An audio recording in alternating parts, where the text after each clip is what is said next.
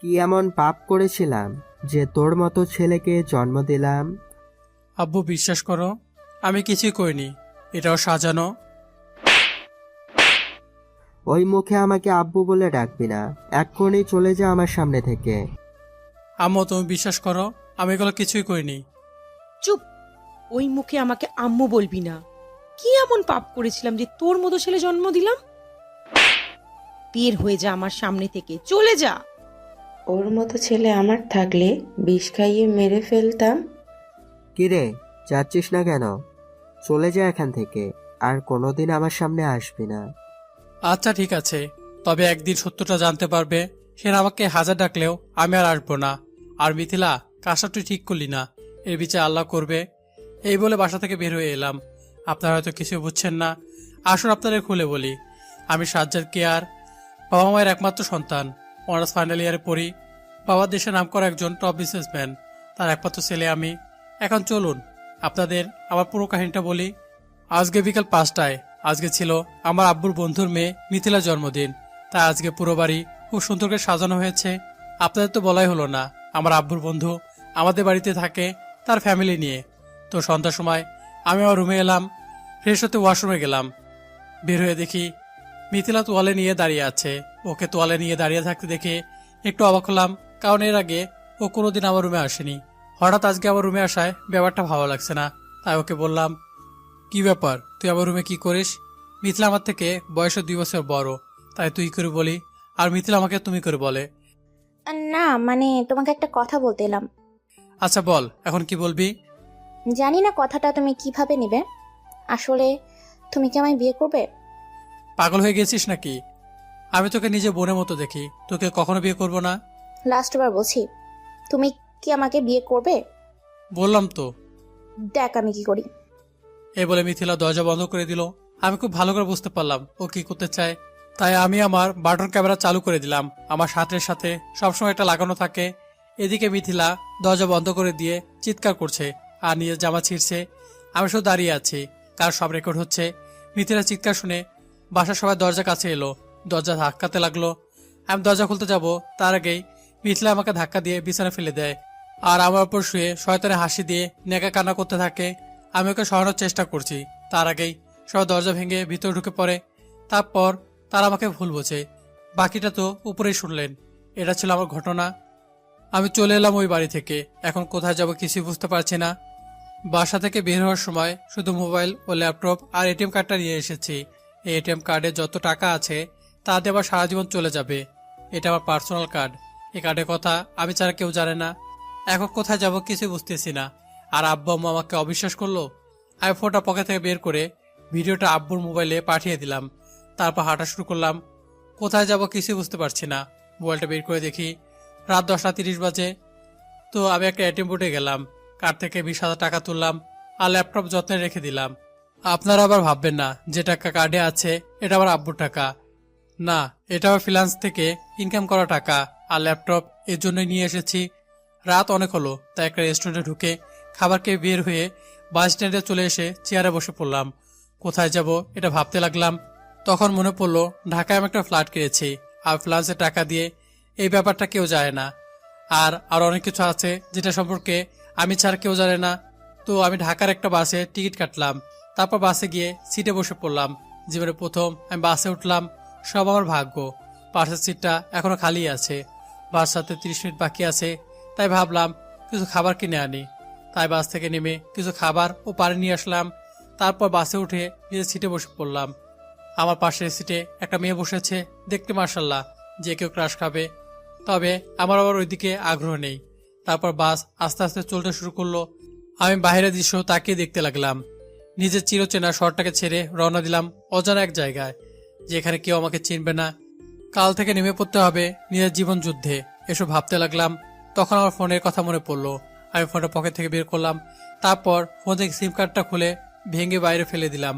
আজকে থেকে আমার আব্বু আম্মু কেউ নেই, যারা আমাকে বিশ্বাস করে না। তাদের সাথে আমি কোনো যোগাযোগ রাখতে চাই না। পরে ফোনটা পকেটে ঢোকালাম। আমি আমার পাশের সিটে তাকিয়ে দেখি মেয়েটি আমার দিকে তাকিয়ে আছে। সেদিকে কোনো খেয়াল না করে বাইরে তাকিয়ে রইলাম।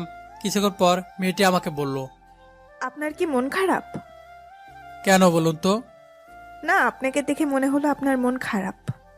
না, তেমন কিছু না। ও আচ্ছা, আপনার নাম কি? আমার নাম সাজ্জাদ। আপনার নাম কি? আমার নাম মায়া। অনার্স ফাইনাল ইয়ারে পড়ি। আপনি কিসে পড়েন? আমি অনার্স ফাইনাল ইয়ারই পড়ি। ও তাহলে তো ভালোই। আচ্ছা, আমরা কি ফ্রেন্ড হতে পারি? ঠিক আছে। তাহলে কিন্তু তুমি করে বলতে হবে। ঠিক আছে, তবে আপনাকেও তুমি করে বলতে হবে। আমি তো তুমি করেই বলছি, কিন্তু তুমিই তো আমাকে আপনি আপনি করে বলছো। আচ্ছা ঠিক আছে। ওকে, তা তুমি ঢাকায় কি কারণে যাচ্ছ? যাচ্ছি কি আর সাধে? অনেক লম্বা একটা কাহিনী, থাক বাদ দাও। আমাকে বলতে পারো, সমস্যা নেই। না থাক। প্লিজ বলো না, কি হয়েছে? মায়ের অনেক জোরাজুরিতে আমি বললাম, আচ্ছা শোনো তাহলে। সব ঘটনা খুলে বললাম। আমার পুরো ঘটনা শুনে মা আমাকে বলতে লাগলো, তোমার জীবনে এত কষ্ট? আমি ভাবতে পারিনি মিথিলা এত খারাপ একটা কাজ করবে। থাক এসব কথা, বাদ দাও। ওদের নিয়ে আর ভাবতে চাই না। ঠিক আছে, তবে তুমি এখন থাকবে কোথায়? আমার একটা ফ্ল্যাট আছে, আর সেটার ব্যাপারে আমি ছাড়া কেউ যায় না, তাই আমি আজ থেকে সেখানেই থাকবো। ও, কিন্তু তুমি চলবে কিভাবে? এই যে কার্ড আর ল্যাপটপ, এই কার্ডে যা আছে তাতে আমার সারা জীবন চলে যাবে। তাছাড়া ফ্রান্স থেকে টাকা ইনকাম করে চলি, বাবার টাকা ব্যবহার করি না। ও ঠিক আছে। তারপর আর কেউ কথা বললাম না। বসে থাকতে থাকতে কখন যে ঘুমিয়ে গেছি জানি না। যখন ঘুম ভাঙলো তখন আমি দেখলাম আমি মায়ের কাঁধে মাথা দিয়ে ঘুমিয়ে আছি, ও মায়া আমাকে জড়িয়ে ধরে আছে।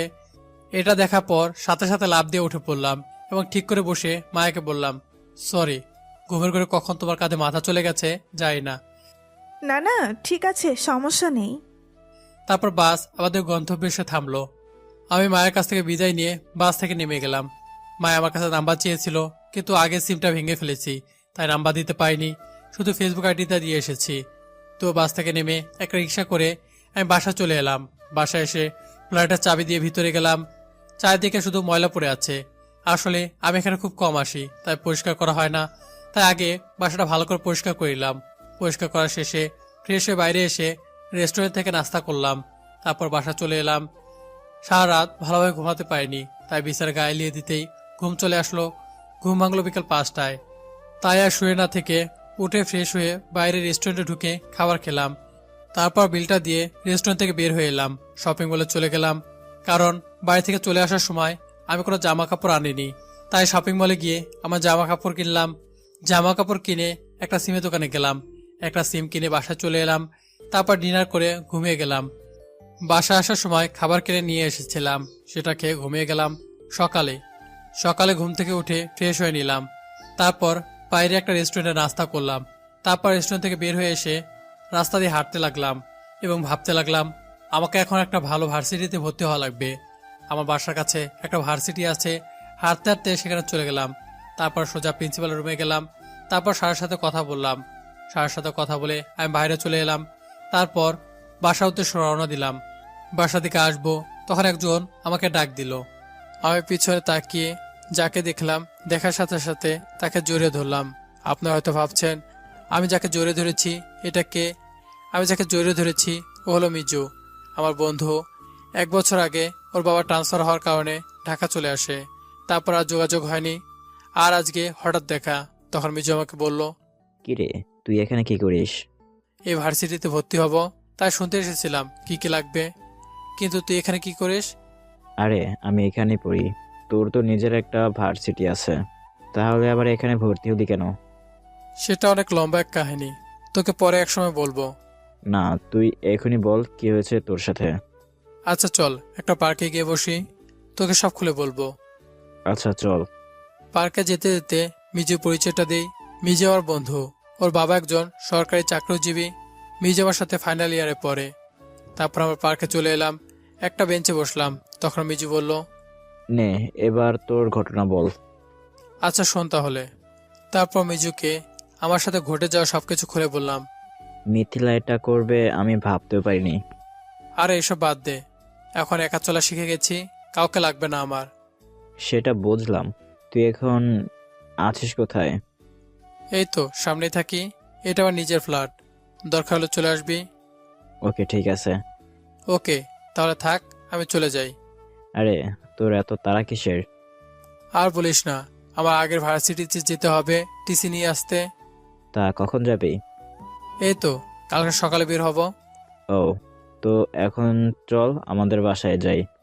না রে, আজকে আর পারবো না, আরেকদিন যাব, আজকে অনেক কাজ আছে। ও, তাহলে তোর নাম্বারটা দে তো। 01701981495। আচ্ছা, কল করলে বাইরে আসিস। ঠিক আছে রে, বাই। বাই। তারপর আমি ওখান থেকে বাসায় চলে এলাম। আসার সময় অবশ্য খাবার কিনে নিয়ে এসেছি, তাই আর বাইরে যাওয়া লাগবে না। রুমে এসে ফ্রেশ হতে গেলাম, ফ্রেশ হয়ে নিচে চলে এলাম খাবার টেবিলে লাঞ্চ করতে। খাবারটা শেষ করে আমি আবার রুমে চলে এলাম, তারপর ঘুমিয়ে গেলাম। বিকেলে ঘুম ভাঙলো, ঘুম থেকে উঠে ফ্রেশ হলাম, তারপর ল্যাপটপ নিয়ে চলে এলাম ছাদে। ল্যাপটপে গান শুনতে শুনতে একটা অনলাইনে বাসের টিকিট কাটলাম, কারণ কালকে আবার আমাকে ভার্সিটি যেতে হবে টিসি আনতে। টিকিট কেটে আমি কাজ করতে লাগলাম 1 ঘন্টার মতো। ছাদে থেকে নিচে চলে এলাম, তারপর বাইরে এসে হাঁটতে লাগলাম। এখানে আসা পর্যন্ত একবার পুরো শহরটা দেখিনি, তাই আজকে এখন দেখব। তো হাঁটতে হাঁটতে বাসার পাশে একটা পার্ক আছে, সেখানে গিয়ে একটা বেঞ্চে বসলাম। আশেপাশে তাকিয়ে দেখি সব জোড়া জোড়ায় বসে আছে। আমি ওগুলো দেখলাম না, ফোনটা বের করে মিজুকে কল করলাম, তারপর ওকে পার্কে আসতে বললাম। কলটা কেটে দিয়ে আমি ফেসবুকে গেলাম। অনেকদিন ধরে গল্প দেই না, তাই অনেকে মেসেজ করেছে। আমি গল্প পোস্ট করে নিজের নিউজ ফিডে ঘোরাঘুরি করতে লাগলাম। কিছুক্ষণ পর মিজু এলো এবং আমার পাশে বসে বলল, কিসের জন্য জরুরি তলব? কিসের আবার হবে, একা একা থাকতে ভালো লাগছে না, তাই তোকে কল করলাম। আচ্ছা, এখন চল তোকে আমার বাকি বন্ধুদের সাথে পরিচয় করিয়ে দেই। আচ্ছা চল যাই। তারপর আমি ও মিজু পার্ক থেকে বের হলাম, তারপর একা রিক্সা করে মিজুদের আদ্রাখানে চলে এলাম। সেখানে মিজু সবার সাথে পরিচয় করে দিল। আমি তাদের সাথে আড্ডা দিতে লাগলাম। রাত 9টা পর্যন্ত আড্ডা দিয়ে বিদায় নিয়ে চলে এলাম বাসার উদ্দেশ্যে। হেঁটে হেঁটে বাসায় আসছি। কিছুক্ষণ হাঁটার পর একটা রাস্তায় এলাম। এই রাস্তাটা সবসময় নির্জন থাকে, বেশি কেউ যাওয়া আসা করে না। তো আমি রাস্তা দিয়ে বাসায় আসতে লাগলাম। তখন দেখলাম 2টা ছেলে একটা মেয়েকে জোর করে তুলে নিয়ে যাচ্ছে। এটা দেখে আমার বিবেকে বাঁধলো। সাথে সাথে পাশে একটা রড ছিল, সেটা নিয়ে ছেলের দুটোর সামনে গেলাম এবং বললাম, এই নিজেদের ভালো চাস তো, মেয়েটাকে ছেড়ে দে। কে রে তুই? আমাদের শিকারে ভাগ বসাস? সরে যা আমাদের সামনে থেকে, না হলে তোকে শেষ করে দেব। এটা শোনার পর 1 সেকেন্ড দেরি না করে হাতের রডটা দিয়ে ওদের মারতে লাগলাম। মারতে মারতে ওদের আত্মরা করে ফেললাম। তারপর ওরা উঠে ভয়ে দৌড়ে পালালো। আমি মেয়েটার মুখের উপর থেকে কাপড়টা সরালাম। তারপর যাকে দেখলাম তাকে দেখে তো রীতিমতো শক খেয়ে গেলাম। ও এই জায়গায় কি করছে? মেয়েটি আর কেউ না, মিথিলা। মিথিলাও আমাকে দেখে অবাক হয়ে গেছে।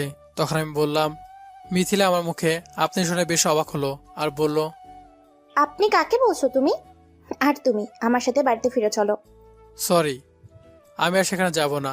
আর আপনি এখানে কি করেন? আমি এখানে আমার এক বান্ধবীর বাড়ি এসেছি। চলুন আপনাকে এগিয়ে দিয়ে আসি। ঠিক আছে চলো। আর প্লিজ তুমি আমার সাথে বাড়িতে ফিরে চলো, আমি সবাইকে সব সত্যি বলে দিব। সেটা আপনাকে ভাবতে হবে না, আগে আপনার বান্ধবীর ঠিকানা বলুন। মিথিলার ঠিকানা বললো। আমি ওকে ওর বান্ধবীর বাসায় পৌঁছে দিয়ে আমি নিজে বাসায় চলে এলাম। তারপর ডিনার করে ঘুমিয়ে গেলাম। ভোর 6টা। ঘুম থেকে উঠে ফ্রেশ হয়ে নাস্তা করে চলে এলাম বাস কাউন্টারে। বাসে উঠে বসলাম। বাসটা আস্তে আস্তে চলতে শুরু করলো। দুপুর 12টার আগেই আমি শহরটায় এসে গেলাম। বাস থেকে নেমে একটা রিক্সা করে ভার্সিটির দিকে গেলাম। ভার্সিটির ভিতরে ঢোকার আগে আমি মাস্ক পরে নিলাম, যাতে কেউ আমাকে চিনতে না পারে। ভার্সিটির সামনে এসে রিক্সা থেকে নেমে ভাড়া দিয়ে ভিতরে চলে এলাম। আমি আশেপাশে তাকালাম না, সোজা প্রিন্সিপাল স্যারের রুমের দিকে গেলাম। স্যারের রুমের দিকে যাওয়ার সময় খেয়াল করলাম মিথিলা ওর বান্ধবীর সাথে আড্ডা দিচ্ছে। আমি ওকে দেখে একটু অবাক হলাম, কারণ কালকে রাতে ওকে আমি ওর বান্ধবী বাসা দিয়ে এসেছি। তাহলে ও কখন এলো? হয়তো সকালে এসেছে। সেটা নিয়ে আমি আর ভাবলাম না। স্যারের রুমে চলে এলাম। স্যারের কাছে টিসি নিয়ে বের হয়ে এলাম। স্যার আমাকে টিসি দিতে চায়নি, অনেক কষ্টে টিসি নিয়ে বের হলাম। তারপর ভার্সিটি থেকে বের হব, তখন দেখলাম মিথিলা আমার দিকে আসছে। হয়তো আমাকে দেখে ফেলেছে, তাই তাড়াতাড়ি ভার্সিটি থেকে বের হয়ে এলাম। তারপর আবার বাস স্ট্যান্ডে চলে এলাম। এবার ঢাকা যাওয়ার জন্য একটা টিকিট কাটলাম। তারপর বাসে উঠে পড়লাম। কিছুক্ষণ পর বাস চলতে শুরু করলো। আমি আবার বিদায় দিলাম এই শহরটাকে। ঢাকায় আস্তে আস্তে রাত হয়ে গেল। তো বাস থেকে নেমে একটা রেস্টুরেন্টে ঢুকে খাবার খেয়ে নিলাম। তারপর বাসা চলে এলাম। বাসায় এসে ফ্রেশ হয়ে ঘুমিয়ে গেলাম। সকালে ঘুম থেকে উঠে ফ্রেশ হয়ে গেলাম ভার্সিটিতে। ভার্সিটিতে ভর্তি হয়ে সব কাজ শেষ করে সোজা মার্কেটে চলে এলাম। আজকে আর ক্লাস করব না। মার্কেটে গিয়ে আমার প্রয়োজনীয় বই খাতা কিনলাম। তারপর বাসায় চলে এলাম। তারপর লাঞ্চ করে ঘুমিয়ে গেলাম। বিকেল ঘুম থেকে উঠে ল্যাপটপে কাজ করতে লাগলাম, কারণ একটা অনেক বড় ডিল পেয়েছি। রাত 12টায় কাজ শেষ হলো। ডিনার না করে ঘুমিয়ে গেলাম। সকালবেলা আজ থেকে শুরু হলো আমার নতুন জীবন। বাকি জীবনটা একা কাটাবো সিদ্ধান্ত নিয়েছি আমি। ঘুম থেকে উঠে ফ্রেশ হতে গেলাম।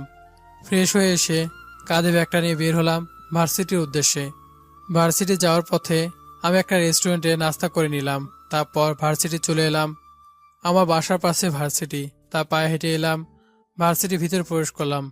অনেক বড় একটা ভার্সিটি। আমি আর আশেপাশে না তাকিয়ে সোজা হেঁটে ভিতরে গেলাম। একটু সামনে যেতে দেখলাম মিজু দাঁড়িয়ে আছে। আমি ওর কাছে চলে গেলাম আর বললাম, কিরে তুই আবার কখন এলি এখানে? এই তো কিছুক্ষণ আগে। তুই কখন এলি? আর ভর্তি হয়েছিস? কালকে ভর্তি হয়েছি, আর আজকে ক্লাস করব। আচ্ছা চল, তোরে আমার বাকি বন্ধুদের সাথে পরিচয় করিয়ে দিই। ঠিক আছে চল। তারপর আমি আর মিজু চলে গেলাম ওর বন্ধুদের কাছে। সবার সাথে পরিচিত হলাম। তারপর আড্ডা দিতে লাগলাম। অল্প কিছু সময়ের ভিতরে আমাদের আড্ডা জমে উঠলো। ওরা সবাই মিশুক, তাই বেশ ভালো বন্ধুত্ব হয়ে গেল। আড্ডা দিতে দিতে ক্লাসের টাইম হয়ে গেল, তাই ক্লাসে চলে এলাম। ক্লাসে গিয়ে পড়লাম আরেক বিপদে, কারণ ক্লাসে সব মেয়েরা আমার দিকে তাকিয়ে আছে। আমার দিকে কেউ তাকিয়ে থাকলে আমার বিরক্ত লাগে, তাই আমি কিছু না বলে একটা বেঞ্চে চুপচাপ করে বসে রইলাম। মিজি আমার পাশে বসলো। কিছুক্ষণ পর স্যার ক্লাসে ঢুকলো। ক্লাসে স্যার ঢুকে আমার দিকে একবার তাকালো, তারপর আমাকে বলল। এই ছেলে, তুমি দাঁড়াও। আমি দাঁড়িয়ে গেলাম। তখন স্যার আমাকে বলল, তোমার নাম কি? এ ক্লাসে কি করছো? আমার নাম সাজ্জাদ, আর আমি এখানে অ্যাডমিশনে নতুন ভর্তি হয়েছি। ও, তাহলে তুমি সেই ছেলে যার কথা স্যার আমাকে বলেছিল? হুম। আচ্ছা, বসে পড়ো। আমি বসে পড়লাম। তারপর স্যার ক্লাস নিতে শুরু করলো। একে একে সব স্যার ক্লাস নিল। ক্লাস শেষ করে আমি বের হয়ে এলাম। আমি আর মিজু ক্যাম্পাসের ভিতর দিয়ে হাঁটতেছি। তখন আমার নাম ধরে কে যেন পিছন থেকে ডাক দিল। আমি পিছনে তাকে দেখি একটা মেয়ে আমাকে ডাকছে। মেয়েটাকে আমার কেমন জানি চেনা চেনা মনে হচ্ছে। ভালো করে দেখলাম এটা তো মায়া। ও এখানে কি করে এলো? এসব ভাবতে ভাবতে মায়া আমার সামনে এসে দাঁড়ালো। এসে বলতে লাগলো, তুমি এখানে ভর্তি হয়েছো নাকি? কিন্তু তুমি এখানে কি করো? আমিও এখানেই পড়ি। দুজনে তো একসাথেই ক্লাস করলাম। সরি, খেয়াল করিনি। খেয়াল করব কি করে? তুমি তো কোনো মেয়ের দিকে তাকাও না, তাকালে তো দেখবে। তুমি ওকে আগে থেকে চেনো নাকি? হ্যাঁ, আমরা একসাথে বাসে করে এসেছি, সেখানে পরিচয়। আচ্ছা, তোরা কথা বল, আমি যাই। দাঁড়া, আমিও যাবো তোর সাথে। আর মায়া, তোমার সাথে কালকে কথা হবে। আরে তোমার নাম্বারটা তো দাও। আচ্ছা নাও। আচ্ছা, রাতে কথা বলবো। ওকে বলে ওখান থেকে চলে এলাম। তারপর আমি ও মিজু হাঁটতে হাঁটতে বাসা চলে এলাম। রাতে ল্যাপটপে কাজ করছি, তখন একটা অচেনা নাম্বার থেকে কল এলো। আমি সাধারণত অচেনা নাম্বারে কল ধরি না। 3বার কল দেওয়ার পর কলটা রিসিভ করলাম, সালাম দিলাম। ওপাশ থেকে সালামের জবাব দিয়ে, কুত্তা, তোকে কখন থেকে ফোন দেই, রিসিভ করছো না কেন? মেইলি কণ্ঠে কথাটা বলল, এই আপনি কে? আর কল দিয়ে তুই তুকারি করছেন? আমি মায়া। আচ্ছা বলো, কি বলবে? তুই আমার ফোন ধরলি না কেন? আমি অচেনা নাম্বারে কল রিসিভ করি না। আর তোমার নাম্বার সেভ করা নেই। ও, ডিনার করছো? কিছুক্ষণ আগে করলাম। তুমি? আমি এইমাত্র করলাম। কি করতেছো তুমি? কাজ করতেছি। তুমি কি করতেছো? আমি একজনের কথা ভাবতেছি। কার কথা ভাবতেছো? সেটা বলা যাবে না। আচ্ছা, তোমার কি কোনো গার্লফ্রেন্ড আছে? হাসালে, আমার মতো ছেলের আবার গার্লফ্রেন্ড? সত্যি তোমার কোনো গার্লফ্রেন্ড নেই? না, নেই। তবে এবার ভাবছি এবার একটা গার্লফ্রেন্ড বানিয়ে নিব। কি বললি তুই? যদি কোনো মেয়ের দিকে তোকে তাকাতে দেখি তাহলে তোর খবর আছে। আচ্ছা ঠিক আছে, তাকাবো না। তবে আমাকে একটা কথা বলো তো, তুমি কখনো তুই বলো আবার তুমি বলো? আমি রেগে গেলে তুই বলে ডাকি, আর শান্ত থাকলে তুমি করে বলি। ও, এখন বুঝলাম। আচ্ছা, কালকে ভার্সিটিতে দেখা হচ্ছে, কেমন? ওকে, বলে ফোনটা কেটে দিয়ে কাজ করে ঘুমিয়ে গেলাম। পরের দিন সকালে ঘুম থেকে উঠে ফ্রেশ হয়ে নাস্তা করে বের হলাম ভার্সিটির দিকে। ভার্সিটি গিয়ে দেখি মিজু বসে আছে। আমি ওর পাশে বসলাম। তখন মিজু বলল, তুই মায়াকে চিনিস নাকি? কেন? মায়ের থেকে সাবধানে থাকবি। ওর বাবা কিন্তু ডিসি। বলছিস কি? ঠিকই বলছি। আচ্ছা, ক্লাসে চল, ক্লাস শুরু হবে এখন। আমিও মেজু ক্লাসে চলে গেলাম। ক্লাসে গিয়ে বসলাম। তখন মায়া ক্লাসে প্রবেশ করলো। সোজা ওর বান্ধবীর কাছে গেল। আমাকে হয়তো খেয়াল করেনি। তার কিছুক্ষণ পর স্যার ক্লাসে এলো। এসে ক্লাস করাতে লাগলো। একে একে সব স্যার ক্লাস করে চলে গেল। ক্লাস শেষে কতগুলো মেয়ে এলো আমার সাথে কথা বলতে। আমিও তাদের সাথে হেসে হেসে কথা বলছি। কোথা থেকে যেন মায়া এসে মেয়েগুলোকে চলে যেতে বলল এবং আমার হাত টানতে টানতে বাইরে নিয়ে এলো এবং বলতে লাগলো, এই তোকে কালকে বলছি না কোনো মেয়ের সাথে কথা বলবি না? আমি কথা বললে তোমার সমস্যা কোথায়? অনেক সমস্যা। আর যেন কথা বলতে না দেখি। মেয়েদের সাথে কথা বললে জেলে ঢুকাই দিব। আচ্ছা, বলবো না। এখন চলো আমার সাথে। কেন? তোমার সাথে আবার কোথায় যাব? আগে চলো, তারপর দেখতে পাবে। আমি যেতে না চাইলেও জোর করে নিয়ে গেল। ওর সাথে রিক্সায় বসলাম। আগে কখনো মেয়েদের সাথে রিক্সায় উঠিনি, আজকে প্রথম। তাই আমার কেমন জানি আনইজি ফিল হচ্ছে। আমি মাঝখানে অনেক জায়গায় বাদ রেখে বসেছি।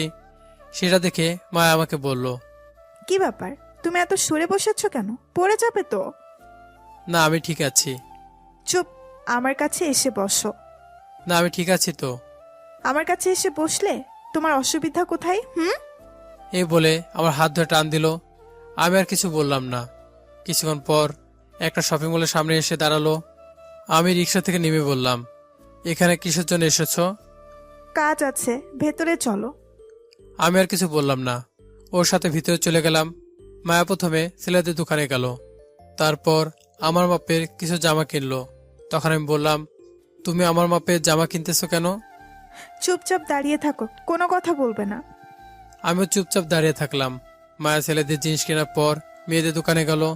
তারপর আমার সামনে কিছু শাড়ি দেখে বলল, এর ভেতর থেকে একটা শাড়ি পছন্দ করে দাও তো। আমার পছন্দে তুমি নিবে? হ্যাঁ, না হলে আমি কি তোমাকে নিয়ে আসতাম? আমি ওকে একটা কালো শাড়ি পছন্দ করে দিলাম। তারপর বিল দিয়ে বের হয়ে এলাম। বাইরে এসে দুজনে রিক্সায় উঠলাম। তারপর মায়াকে ওর বাসার সামনে নামিয়ে দিয়ে চলে আসতে যাব। তখন মায়া আমার হাতে শপিং এর ব্যাগগুলো দিয়ে বলল, এগুলো নিয়ে যাও। আমি ব্যাগটা খুলে দেখি যে প্যান্ট শার্ট কিনেছিল সেগুলো। আমার এসব লাগবে না, তুমি নিয়ে যাও। আমি এত জানি না, তুমি এগুলো এক্ষুনি নিয়ে যাও। এই বলে মায়া বাসার ভিতরে চলে গেল। আমি ওকে অনেক ডাকলাম, শুনলো না। আমি আর ওখানে থাকলাম না, বাসায় চলে এলাম। তারপর ফুড পান্ডায় বিরিয়ানি অর্ডার করলাম। তারপর ফ্রেশ হতে গেলাম। ফ্রেশ হয়ে বের হলাম। তার কিছুক্ষণ পর খাবার চলে এলো। আমি খাবারটা খেয়ে ঘুমিয়ে গেলাম। বিকেলে ঘুম থেকে উঠে তারপর ফ্রেশ হয়ে ছাদে গেলাম। ভাবতেছি এবার বাসা ভাড়া দিব, কারণ ফ্ল্যাট 6 তলা আর আমি থাকি 3 তলায়। পুরো বাড়ি ফাঁকা। যে ভাবা সেই কাজ। বাসার পোস্টার টানিয়ে দিলাম। 2 দিনের ভিতরে অনেক লোক ভিড় করলো। একদিন বিকেলে ছাদে দাঁড়িয়েছিলাম। তখন একজন ফোন করে বলল তারা বাসা ভাড়া নিবে। তারা নাকি বাসাটা দেখতে চায়। তো তারা এসে বাসা দেখে গেল। তারা ফ্যামিলি নিয়ে থাকবে এখানে এবং কালকে উঠবে। আমি তাদের সব বুঝিয়ে দিলাম। তারা চলে গেল। রাতে আমাকে মায়া কল করলো। আমি কল রিসিভ করলাম। তখন মায়া বলল, 2 দিন ধরে ভার্সিটি আসো না, কি হয়েছে তোমার? আসলে আমি 2 দিন ধরে ভার্সিটি যাই না, কাজ অনেক চাপ, তাই যাই না। কালকে যাবে কি? না, কালকেও যাব না। আচ্ছা শোনো, কালকে তোমার জন্য সারপ্রাইজ আছে। আমার জন্য আবার কি সারপ্রাইজ? সেটা কালকেই দেখে নিও। আচ্ছা এখন রাখি। বলে কল কেটে দিল। জানি না আবার কি সারপ্রাইজ দিবে। যাক, এসব নিয়ে চিন্তা করে লাভ নেই। আজকে রাতে কেন যেন খাবার খেতে ইচ্ছে করছে না, তাই আর কিছু খেলাম না। তারপর ঘুমিয়ে গেলাম। সকালে ঘুম ভাঙলো কলিং বেলের আওয়াজে। আমি উঠে ভাবতে লাগলাম, এমন কেউ নেই যে আমার বাসায় আসবে। দেখি কে এসেছে। এসব ভাবতে ভাবতে দরজা খুলে দিলাম। আর দরজার কাছে যে দাঁড়িয়ে আছে তাকে দেখে আমি শক খেলাম, কারণ ওখানে মায়া দাঁড়িয়ে আছে। ও এখানে কি করে? আর একজন ব্যাচেলরের বাসায় এসেছে, লোকে দেখলে কি বলবে? এসব ভাবছি। তখন মায়া বলল, এত কি ভাবছো? তুমি এখানে কেন? আর আমার বাসার ঠিকানা কোথায় পেলে? আমি নিচতলায় ভাড়ায় এসেছি, আর তোমার বাসার ঠিকানা মিজুর কাছ থেকে নিয়েছি। নিচতলায় ভাড়া এসেছো মানে? বুঝলাম না তো। কালকে যে লোক বাসা ভাড়া নিল সেটা আমার ভাইয়া, আর আমি এখানে বাসা ভাড়া নেওয়ার জন্যই বলেছি। তুমি আবার কেন বলছো? আচ্ছা, একটা কারণ, সেটা বলবো না। আমাকে কি ভেতরে যেতে দিবে নাকি বাহিরেই দাঁড় করিয়ে রাখবে? ও সরি, এসো ভিতরে এসো। আসলে এতক্ষণ কথা বলায় ওকে বাইরে দাঁড় করে রেখেছিলাম। মায়া বাসার ভিতরে ঢুকে চারিদিক দেখতে লাগলো এবং আমাকে বলল, এটা বাসা নাকি ডাস্টবিন? চারিদিকে এত ময়লা কেন? থাকলে কি করব? আমার তো আর গার্লফ্রেন্ড বা বউ নেই যে এসে পরিষ্কার করে দিবে। চিন্তা করো না, খুব শীঘ্রই দুটো হয়ে যাবে। বুঝলাম না। এত বোঝা লাগবে না, চলো আগে সব পরিষ্কার করে নেই। না থাক, তোমার করা লাগবে না, আমি নিজে সব পরিষ্কার করে নেব। ঠিক আছে, তুমি ফ্রেশ হয়ে এসো, আমি তাহলে কিচেনে গেলাম। কিচেনে গিয়ে কি করবে? কেন? সকালের নাস্তা বানাবো। না, এটা করা লাগবে না, তুমি এখন তোমার বাসায় যাও, তোমার কাজগুলোকে শেষ করে এসো। এটা ভাইয়া করছে, আমার করা লাগবে না। না তবু তুমি যাও, তোমার কাজ আগে শেষ করে এসো। তোমার খাবারটা বানিয়ে দিয়ে যাই। কি দিয়ে বানাবে? কিচেনে এক ফোঁটা লবণ নেই, আর আমি হোটেল থেকে খাবার এনে খাই। সমস্যা নেই, আজ থেকে তুমি আমাদের বাসায় খাবে। হ্যালো ম্যাডাম, আমার প্রতি করুণা দেখাতে আসবেন না। কি, আমি করুণা করছি? তা নয়তো কি, আপনি আমার প্রতি করুণা করছেন। ও সরি, আমার ভুল হয়ে গেছে, আমি আর আসবো না, এক্ষুনি চলে যাচ্ছি। এই বলে মায়া চলে গেল। আমি ওর চোখে স্পষ্ট পানি দেখতে পেলাম। যা খুশি তাই করুক, তাতে আমার কি? কারো করুণা নিয়ে আমি থাকতে চাই না। পরে ওকে সরি বলে দেব। এইসব নিয়ে আর ভাবলাম না। চলে গেলাম ওয়াশরুমে ফ্রেশ হতে। ফ্রেশ হয়ে বের হলাম। তারপর রেডি হয়ে বাইরে এসে একটা হোটেল থেকে নাস্তা করলাম। তারপর আবার বাসায় এলাম। গেট দিয়ে ঢুকতে যাব, তখন মায়ের ভাইয়ের সাথে দেখা হলো।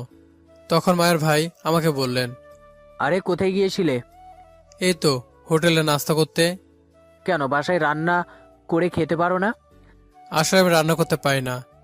তাহলে একটা রান্না করার জন্য লোক রেখে দিবে। আমি আবার তাদের হাতে রান্নাও খেতে পারি না। আচ্ছা ঠিক আছে, আর শোন, আজকে ডিনার আমাদের বাসায় করবে। সরি, আমি পারবো না। সেটা বললে হবে না, রাতে আমি তোমাকে ডেকে নিয়ে যাব। তারপর আমাকে আর কিছু না বলতে দিয়েই তিনি চলে গেলেন। আমিও ভাবলাম ডিনারটা না হয় তাদের বাসায় করব, এই ফাঁকে মাকে সরি বলে দিব।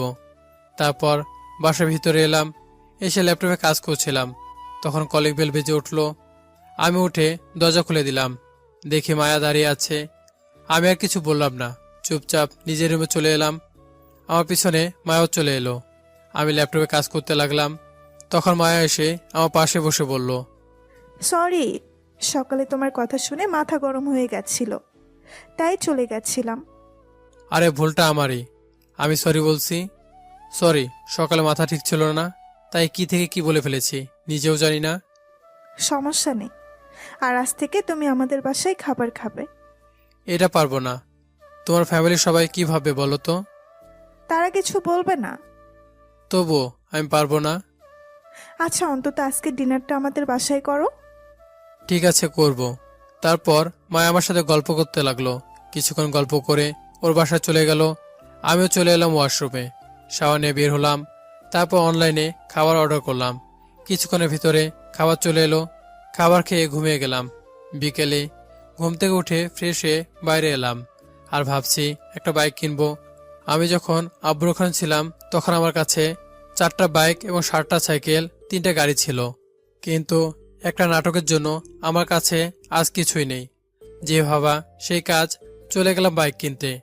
অনেকক্ষণ থাকার পর একটা R15 কিনে নিয়ে বাসায় চলে এলাম।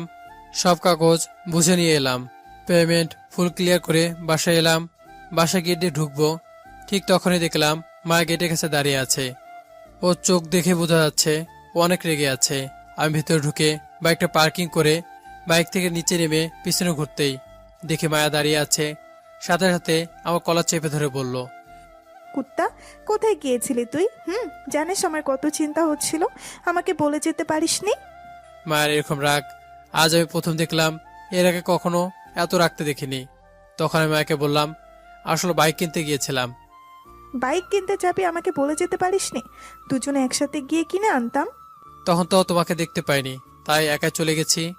এরপর থেকে কোথাও গেলে আমাকে বলে যাবে। এখন রুমে যাও। ঠিক আছে, কাল সকালে রেডি হয়ে থাকো, দুজনে একসাথে ভার্সিটি যাব। ওকে, ঠিক আছে। বলে নিজের রুমে চলে এলাম। ফ্রেশ হয়ে পড়তে বসলাম, কারণ 1 মাস পর ফাইনাল পরীক্ষা।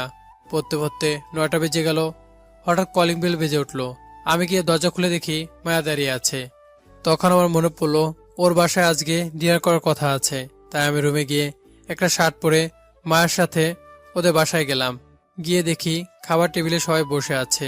তখন মায়ের ভাইয়া আমাকে বসতে বলল। আমি একটা চেয়ার টেনে বসে পড়লাম। তারপর আমাকে খাবার দিল। আমি খাবার খাওয়া শুরু করলাম। খাওয়ার ভেতর মায়ের ভাইয়া বলল, সাজ্জাদ, তোমার পড়াশোনা কেমন চলছে? এই তো ভাইয়া, চলছে ভালোই। ও, তা তোমার ব্যাপারে আমি সব শুনেছি, যে তোমার সাথে কি হয়েছে। মায়া আমাকে সব বলেছে। মায়া আপনাকে সবকিছু বলে দিয়েছে? হ্যাঁ, আমাকে সব বলেছে। আর তুমি কি আর ফিরে পেতে চাও না? না ভাইয়া, আমি আর ফিরতে চাই না। আর আমি তাদের কাছে ফিরে গেলে একটা মিথ্যাবাদ নিয়ে সারা জীবন থাকতে হবে, যেটা আমি চাই না। তাহলে তুমি এখন কি করতে চাও? একটা ছোটখাটো ব্যবসা শুরু করব, আগে পরীক্ষাটা শেষ হোক। ও, তা শোনো, কাল থেকে তুমি আমাদের বাসায় খাওয়া দাওয়া করবে। কিন্তু এটা কি করে হয়? কোনো কিছু আমি শুনতে চাই না, যেটা বলছি সেটাই করবে। আর কালকে মায়ের বার্থডে, তোমাকে আসতেই হবে। ঠিক আছে। তারপর আর কোনো কথা বললাম না, চুপচাপ খাওয়া দাওয়া করে বাসায় চলে এলাম। তারপর ঘুমিয়ে গেলাম। সকালে ঘুম ভাঙলো কলিং বেলের আওয়াজে। ঘুম থেকে উঠে দরজা খুলে তো আমি পাগল হয়ে গেছি, কারণ মায়া দরজার সামনে দাঁড়িয়ে আছে একটা কালো শাড়ি পরে। দেখতে একদম পরিমতো লাগছে। আমি এক নজরে ওদিকে তাকিয়ে আছি। তখন মায়া বলল, ওই কি দেখো অমন করে? একটা পরীকে দেখি। আর দেখা লাগবে না, এখন ফ্রেশ হয়ে এসো, তা না হলে ভার্সিটি যেতে লেট হয়ে যাবে। আচ্ছা তুমি যাও, আমি আসতেছি। মায়া চলে গেল। আমি ফ্রেশ হয়ে রেডি হলাম। তারপর ব্যাগটা নিয়ে মায়াদের বাসায় গেলাম। ওখান থেকে নাস্তা করে মায়াকে নিয়ে বের হলাম। বাইকের কাছে এসে বাইক স্টার্ট দিলাম আর মায়াকে উঠতে বললাম। মায়া বাইকে উঠে আমাকে আষ্টে পিষ্টে জড়িয়ে ধরলো। তখন আমি মায়াকে বললাম, কি ব্যাপার, এত শক্ত করে জড়িয়ে ধরে আছো কেন? আমার ইচ্ছে হয়েছে তাই এভাবে জড়িয়ে ধরেছি। আমি আর কিছু বললাম না, জানি হাজারবার বললেও শুনবে না। তাই আর কিছু না বলে ভার্সিটি চলে এলাম। ভার্সিটির ভিতরে বাইক নিয়ে ঢুকতেই সবাই আমার দিকে তাকিয়ে আছে আর ভাবছে আমরা মনে হয় কাপল। আমি বাইক পার্কিং করে দুজনে ক্লাসে চলে গেলাম। তারপর সবগুলো ক্লাস করে বের হয়ে সোজা বাসায় চলে এলাম। বাসায় এসে বাইক গ্যারেজে রেখে আমি রুমে এসে ফ্রেশ হয়ে চলে গেলাম মায়াদের বাসায়। ওখান থেকে লাঞ্চ করে রুমে এসে ঘুমিয়ে গেলাম। বিকেলে ঘুম থেকে উঠে একটু মার্কেটে গেলাম, কারোর মায়ের জন্মদিন, তাই একটা আংটি কিনলাম। তারপর বাসায় চলে এলাম। সন্ধ্যাবেলায় রেডি হয়ে আংটিটা নিয়ে চলে এলাম মায়াদের বাসায়। বেশ ভালো আয়োজন করেছে, অনেক লোকজন এসেছে। সোজা মায়ের কাছে গিয়ে উইশ করলাম। তখন মায়া যা বলল তা শুনে তো আমি অবাক, কারণ মায়া বলল, কি ব্যাপার, আজকে এরকম ভাবে এসেছো? দেখতে পুরো নায়কের মতো লাগছে।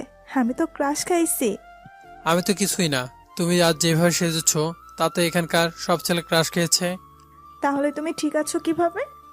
আর আমি তো তোমাকে বন্ধু মনে করি, তাই এসব আমার হয় না। এ কথা বলাতে মায়া আমার দিকে রাগে লুকে তাকালো আর বলল, যাও, আমার চোখের সামনে থেকে যাও।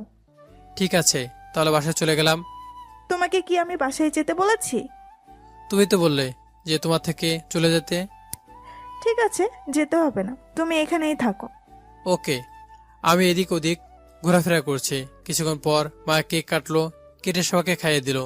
তারপর মায়া সবার সামনে বলতে লাগলো, আজকে আমি আমার ভালোবাসার মানুষটির সাথে সবাইকে পরিচয় করিয়ে দিতে চাই। সবাই বলল, কে সে? সাজ্জাদ, যেদিন তোমায় প্রথম বাসের ভেতরে দেখি তখন তোমাকে অনেক ভালো লেগে যায়, তাই তোমার সাথে বন্ধুত্ব করি। তারপর তোমার সাথে হওয়া ঘটনা শুনি, তখন তোমাকে আরও ভালো লেগে যায়। তারপর তোমার সাথে ভার্সিটিতে দেখা হওয়ার পর আমি অনেক খুশি হই। পরে তোমার সাথে বন্ধুত্ব করি, সাথে থাকতে থাকতে কখন ভালোবেসে ফেলেছি নিজেও জানি না। তাই আই লাভ ইউ সাজ্জাদ। পার্টিতে উপস্থিত সবাই আমার দিকে তাকিয়ে আছে, আমার উত্তর কি হবে। তাই আমি বললাম, সেটা সম্ভব নয় মায়া, আমি এটা করতে পারবো না। এই বলে পার্টি থেকে বের হয়ে সোজা বাসায় চলে এলাম। তারপর ফ্রেশ হয়ে নিলাম। তখন কলিং বেল বেজে উঠলো। আমি গিয়ে দরজা খুলে দেখি মায়ার ভাই দাঁড়িয়ে আছে। তখন আমি বললাম, আরে ভাইয়া, ভিতরে আসেন। আমি ভিতরে যাব না। আমার বোন তোমাকে অনেক ভালোবাসে, প্লিজ তুমি ওকে ফিরিয়ে দিও না। এটা কি করে হয়? আমার কাছে ওকে রাখার মতো কিছুই নেই। সেটা নিয়ে তোমাকে ভাবতে হবে না, তাড়াতাড়ি চলো। মায়া পাগলামি শুরু করে দিয়েছে। আচ্ছা চলুন। তারপর আমি ও মায়ের ভাই মায়াদের বাসায় এলাম। আপনারা ভাবছেন আমি ওকে ভালোবাসি কি না? আসলে আমি ওকে ভালোবাসি, কিন্তু বলতে পারি না, কারণ ওকে আমার কাছে রাখবো কোথায় সেটা ভেবে মায়াদের বাসায় এসে দেখি সবকিছু ভাঙ্গা। আমাকে দেখে মায়ের আম্মু দৌড়ে এসে বলল, আমার মেয়েকে তুমি মেনে নাও, না হলে ও বাঁচবে না। আন্টি, আমি ওকে মেনে নিলে বিয়ের পর খাওয়াবো কি, কোথায় থাকবো? সেটা নিয়ে তোমার ভাবতে হবে না, সেটা আমি দেখবো। এখন তুমি তাড়াতাড়ি মায়ের কাছে যাও। আমি আর কোনো কথা না বলে সোজা মায়ের রুমে চলে এলাম। দরজা খোলাই ছিল, তাই আর কষ্ট হয়নি। আমি ভিতরে ঢুকে দরজা লাগিয়ে দিলাম এবং একটু এগোতেই দেখি মায়া বিছানায় শুয়ে শুয়ে কান্না করছে। এখন নিজেকে কেমন জানি অপরাধী মনে হচ্ছে, আমার জন্য মেয়েটা কান্না করছে। আমি পিছনে গিয়ে ওকে জড়িয়ে ধরলাম। মায়া চমকে ওঠে, পিছনে তাকিয়ে দেখে যে আমি তাকে জড়িয়ে ধরেছি। তখন মায়া নিজেকে আমার কাছ থেকে ছাড়িয়ে নিয়ে বলল, তুই এখানে কেন এসেছিস? যা, চলে যা এখান থেকে। আমি আমার বউয়ের রুমে এসেছি, তাতে তোমার কি? কে তোর বউ? কেন, তুমি তো আমার হবু বউ। আমি তোমাকে বিয়ে করব না, এক্ষুনি এখান থেকে বের হয়ে যাও। সত্যি চলে যাব? হ্যাঁ, তাড়াতাড়ি চলে যাও। ওকে, পরে কিন্তু ডাকলে আর আসবো না। এই বলে আমি যখন উঠতে যাব ঠিক তখনই মায়া আমার সামনে এসে ধাক্কা দিয়ে বিছানায় ফেলে দেয় আর আমার পর উঠে বসে। আমি আর কিছু বলতে যাব তার আগে মায়া 4 ঠোঁট এক করে দিল। 4 মিনিট পর আমাকে ছেড়ে দিয়ে হাঁপাতে থাকে, আমিও হাঁপাতে থাকি। আমার হাঁপানো দেখে মায়া হাসতে থাকে আর বলতে লাগলো, আমাকে ছেড়ে যাওয়ার কথা বললে তোমার পা ভেঙে দেব। ঠিক আছে, কখনো যাব না। এই বলে মায়াকে জড়িয়ে ধরলাম। মায়াও আমার বুকের উপর শুয়ে পড়ল। এভাবে অনেকক্ষণ থাকার পর আমি মায়াকে বললাম, আচ্ছা, তুমি তোমার ভাইকে আমাদের কথা আগে থেকে বলেছিলে নাকি? আমি শুধু ভাইয়াকে না, বাসার সবাইকে তোমার কথা বলেছি, আর সবার তোমাকে পছন্দ হয়েছে। ও আচ্ছা, এখন ছাড়ো, আমি বাসা চলে যাব। না, আমি যেতে দিব না, আজকে তুমি আমার কাছে থাকবে। দেখো, এখনো কিন্তু বিয়ে হয়নি, তাই এটা আর বলবে না। এখন চলো, খাবার খেয়ে আসি। না, আমি খাবো না। তুমি যদি খাইয়ে দাও তাহলে খাবো, না হলে আমি আজকে খাবো না। ঠিক আছে, তুমি বসো, আমি খাবার নিয়ে আসছি। আচ্ছা, যাও। আমি নিচে এসে মায়ের ভাবিকে বললাম খাবার দিতে। তিনি খাবার বেড়ে দিল। আমি সেটা নিয়ে সোজা উপরে চলে এলাম। রুমে এসে মাকে ফ্রেশ হয়ে আসতে বললাম, কারণ কেঁদে কেঁদে মুখের 12টা বাজিয়ে দিয়েছে। মায়া ফ্রেশ হয়ে এসে বসলো। আমি গিয়ে হাত ধুয়ে এলাম, তারপর মায়াকে খাইয়ে দিতে লাগলাম। খাওয়ার ভিতরে মায়া আমার আঙ্গুল কামড়ে দিচ্ছে, শয়তান মাইয়া। মায়াকে খাবার খাওয়াতে থাকার মাঝে মায়া আমার কাছ থেকে প্লেটটা নিয়ে আমার সামনে খাবার তুলে বলল, নাও, তাড়াতাড়ি খেয়ে নাও। আমিও খাবারটা খেয়ে নিলাম। এভাবে আমাদের খাওয়ার পর্ব শেষ করলাম। যখন হাত ধুয়ে বাসায় আসতে যাব ঠিক তখনই মায়া আমার হাত টেনে ধরলো। তখন আমি বললাম, কি ব্যাপার, হাত ধুলে কেন? আজকে তোমাকে আমি বাসায় যেতে দেব না। তাহলে আমি থাকবো কোথায়? কেন? আমার সাথে থাকবে। না, এখনো বিয়ে। চুপ, আমি যেটা বলছি সেটাই করবে। আমাকে আর বলার সুযোগ না দিয়েই মায়া আমাকে টান দিয়ে ও রুমে নিয়ে গেল। তারপর আমাকে বিছানার উপরে ফেলে দিল। তারপর আমার বুকে মুখ গুজিয়ে শক্ত করে জড়িয়ে ধরল। আমি ছাড়াতে চেয়েও পারলাম না। এভাবে অনেকক্ষণ থাকার পর দেখে মায়া ঘুমিয়ে গেছে, তাই ওকে ঠিকমতো শুয়ে দিয়ে আমি বাসা চলে এলাম। তারপর ঘুমিয়ে গেলাম। শরীর অনেক ক্লান্ত ছিল, তাই ঘুম চলে এলো। সকালবেলা যখন ঘুম ভাঙলো তখন মনে হলো একটা নরম কিছু আমার মাথায় হাত বুলিয়ে দিচ্ছে। আমি চোখ খুলে দেখি মায়া আমাকে জড়িয়ে ধরে আছে আর মায়া আমার মাথায় হাত বুলিয়ে দিচ্ছে।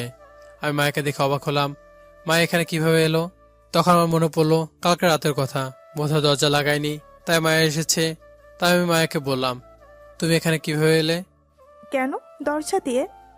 আমি তো দরজা লক করেছিলাম, তাহলে কিভাবে এলে? আমি তো দরজা খোলাই দেখলাম, তাই আমি তোমার কাছে চলে এলাম। তুমি এখানে কখন এসেছো? অনেকক্ষণ হলো। ও আচ্ছা, এখন যাও আর রেডি হও, কলেজে যেতে হবে তো। যাব, তার আগে আমাকে একটু আদর করতে হবে। না, আমি পারবো না, তাছাড়া আমাদের এখনো বিয়ে হয়নি। আমি এত কিছু জানি না, তুমি আমাকে আদর করবে কি না? না, আমি করব না। আর একবার বলবো, করবে কি না? না, আমি করব না।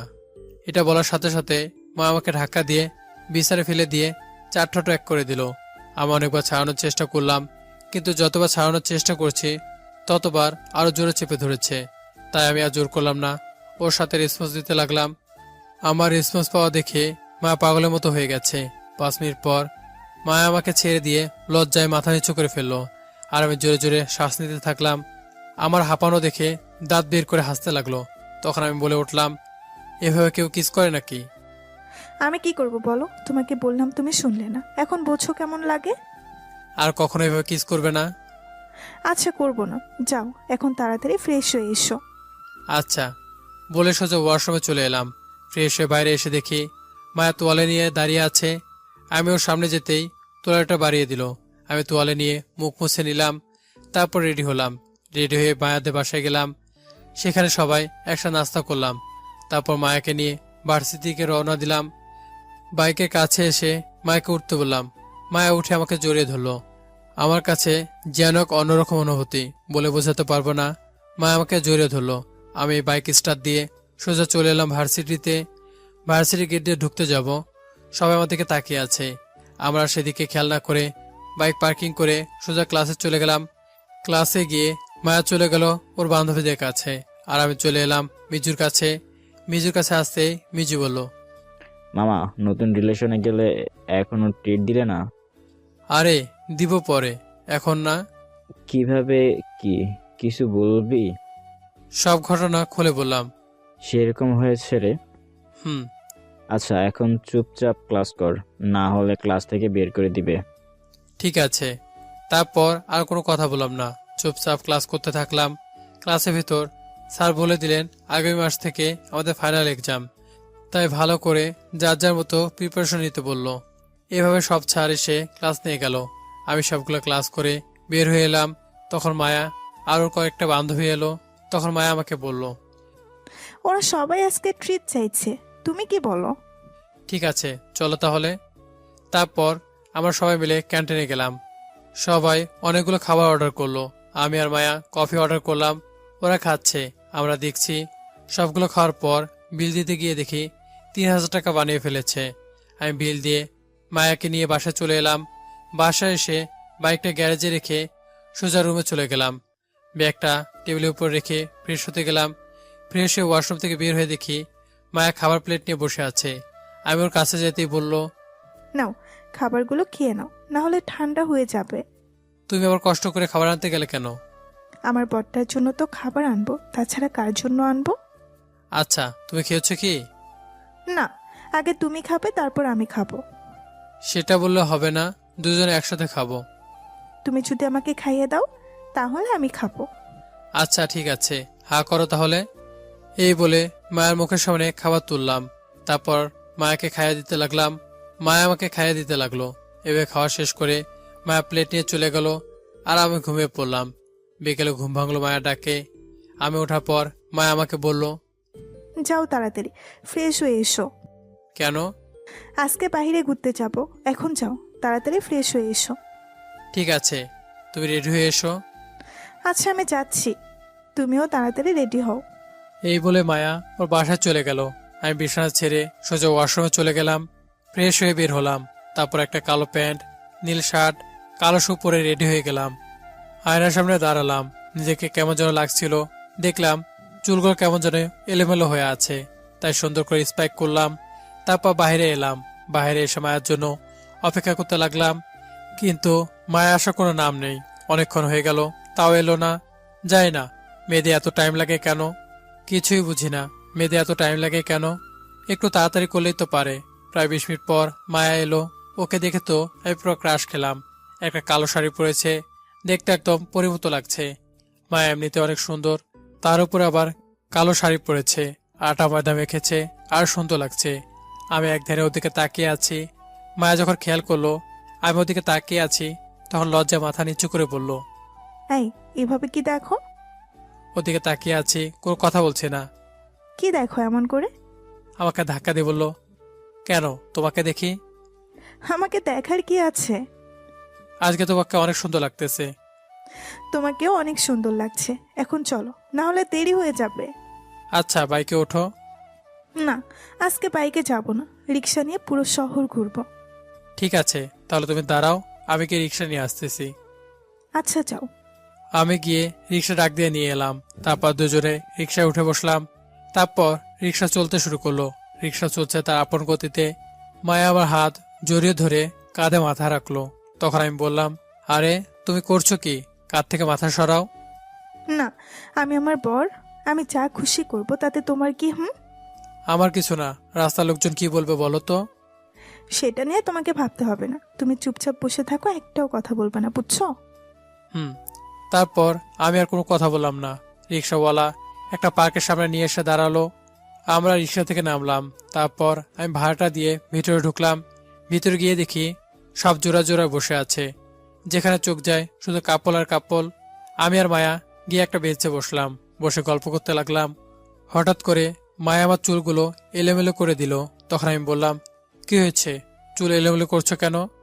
সব মেয়েরা তোমার দিকে তাকিয়ে আছে, আর তোমাকে এত সেজেগুজে আসতে কে বলেছে? কেউ বলেনি, আমি নিজে এসেছি। এখন চুপচাপ মাথা নিচু করে বসে থাকো। মেয়েরা তাকিয়ে আছে, তাকিয়ে থাকতে দাও, সমস্যা কোথায়? চুপ, আমার জিনিস আমি ওদের দেখতে দেব না, আর ওরা তোমার দিকে তাকালে আমার জলে। তাই তো বলি, আমার কিউট পাগলিটার গাল লাল কেন? শুধু তোমার জন্য পাগলি। ওকে, ঠিক আছে। এই চলো না, দুজনে মিলে ফুচকা খেয়ে আসি। এখানকার ফুচকা ভালো না, খেলে পেট খারাপ করবে। ধুর, তুমি আমার সাথে যাবে কিনা সেটা বলো। আচ্ছা চলো যাই। তারপর আমরা দুজনে মিলে ফুচকা দোকানে এলাম এবং মায়া 2 প্লেট ফুচকা অর্ডার করলো, ঝাল বেশি দিয়ে। কিছুক্ষণ পর ফুচকাওয়ালা মামা 2 প্লেট ফুচকা দিল। আমি খাওয়া শুরু করলাম।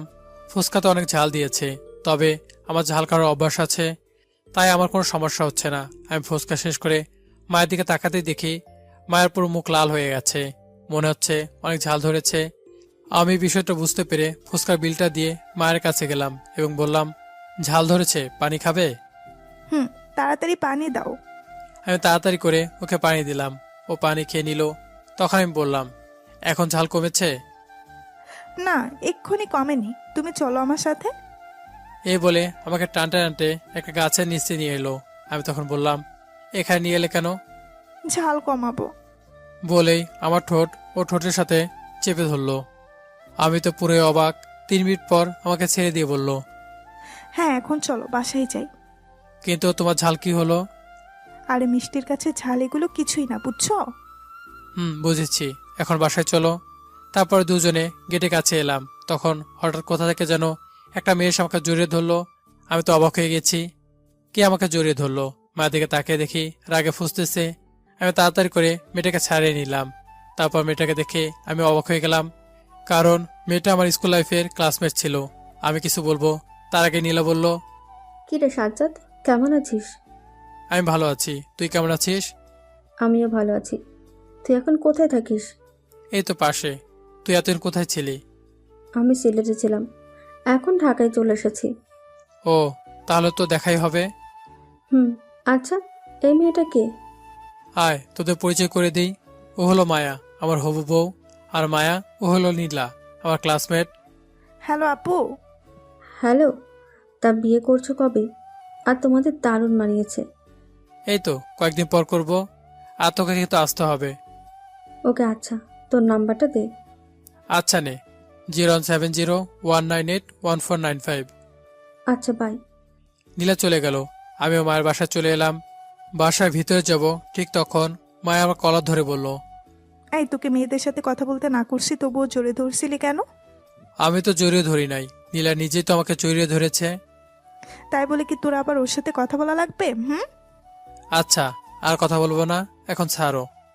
আচ্ছা, এখন উপরে যাও, ফ্রেশ হয়ে নাও। আমি আর কিছু না বলে উপরে চলে এলাম, কারণ আমি জানি ওখানে থাকলে আরো কথা বলবে। এমনিতে মায়ের যে রাগ, তার উপর কথা বললে আমাকে শেষ করে দিবে।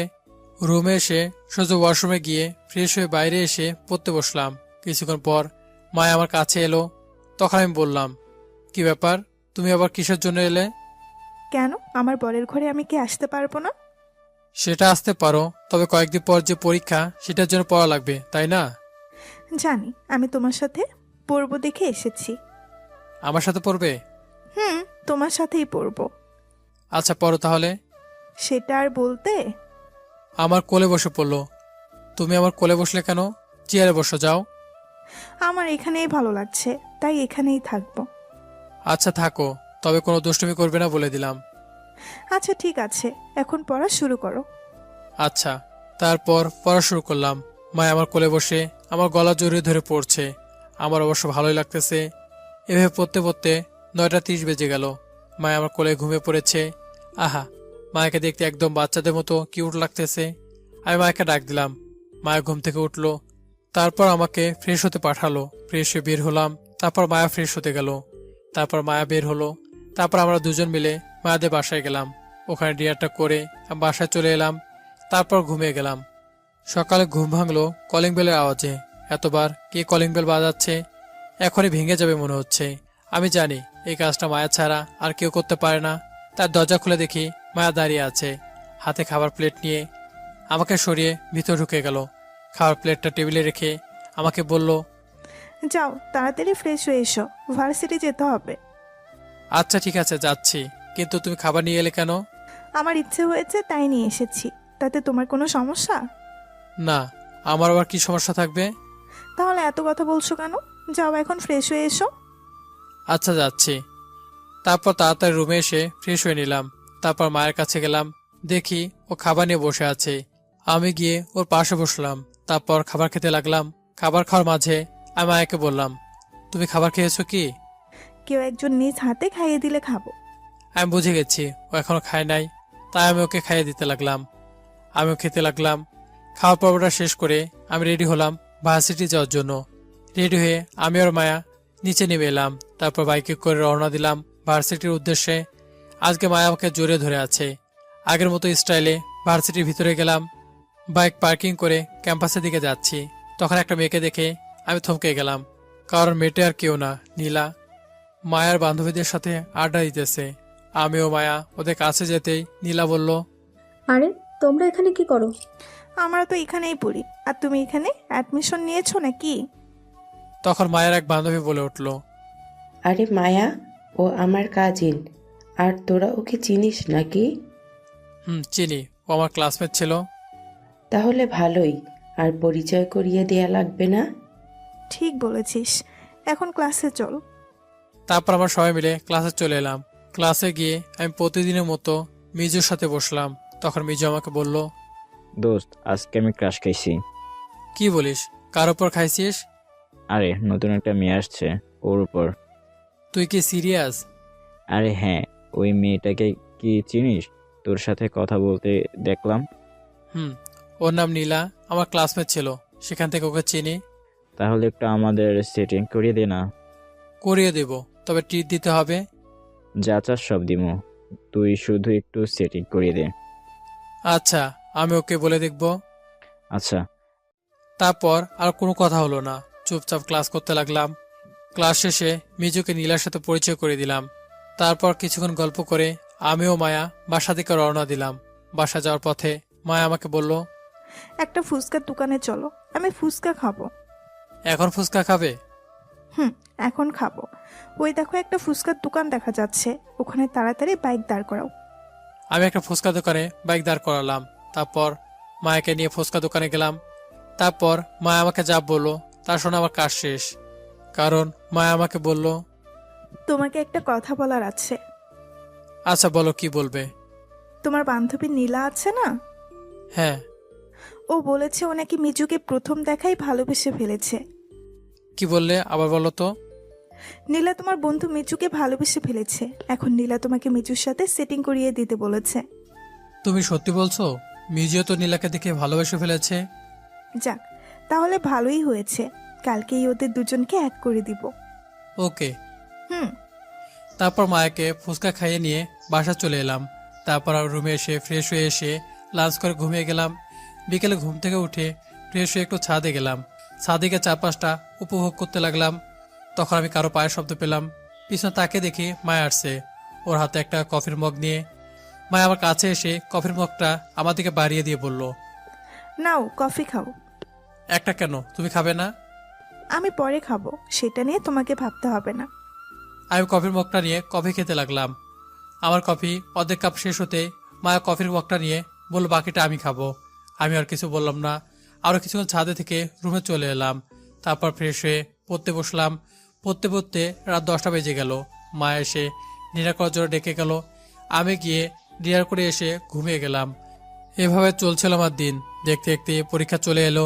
একে একে সব পরীক্ষা শেষ হয়ে গেল। মিজি ও নীলাকে এক করে দিয়েছি। তো পরীক্ষা শেষ দিন।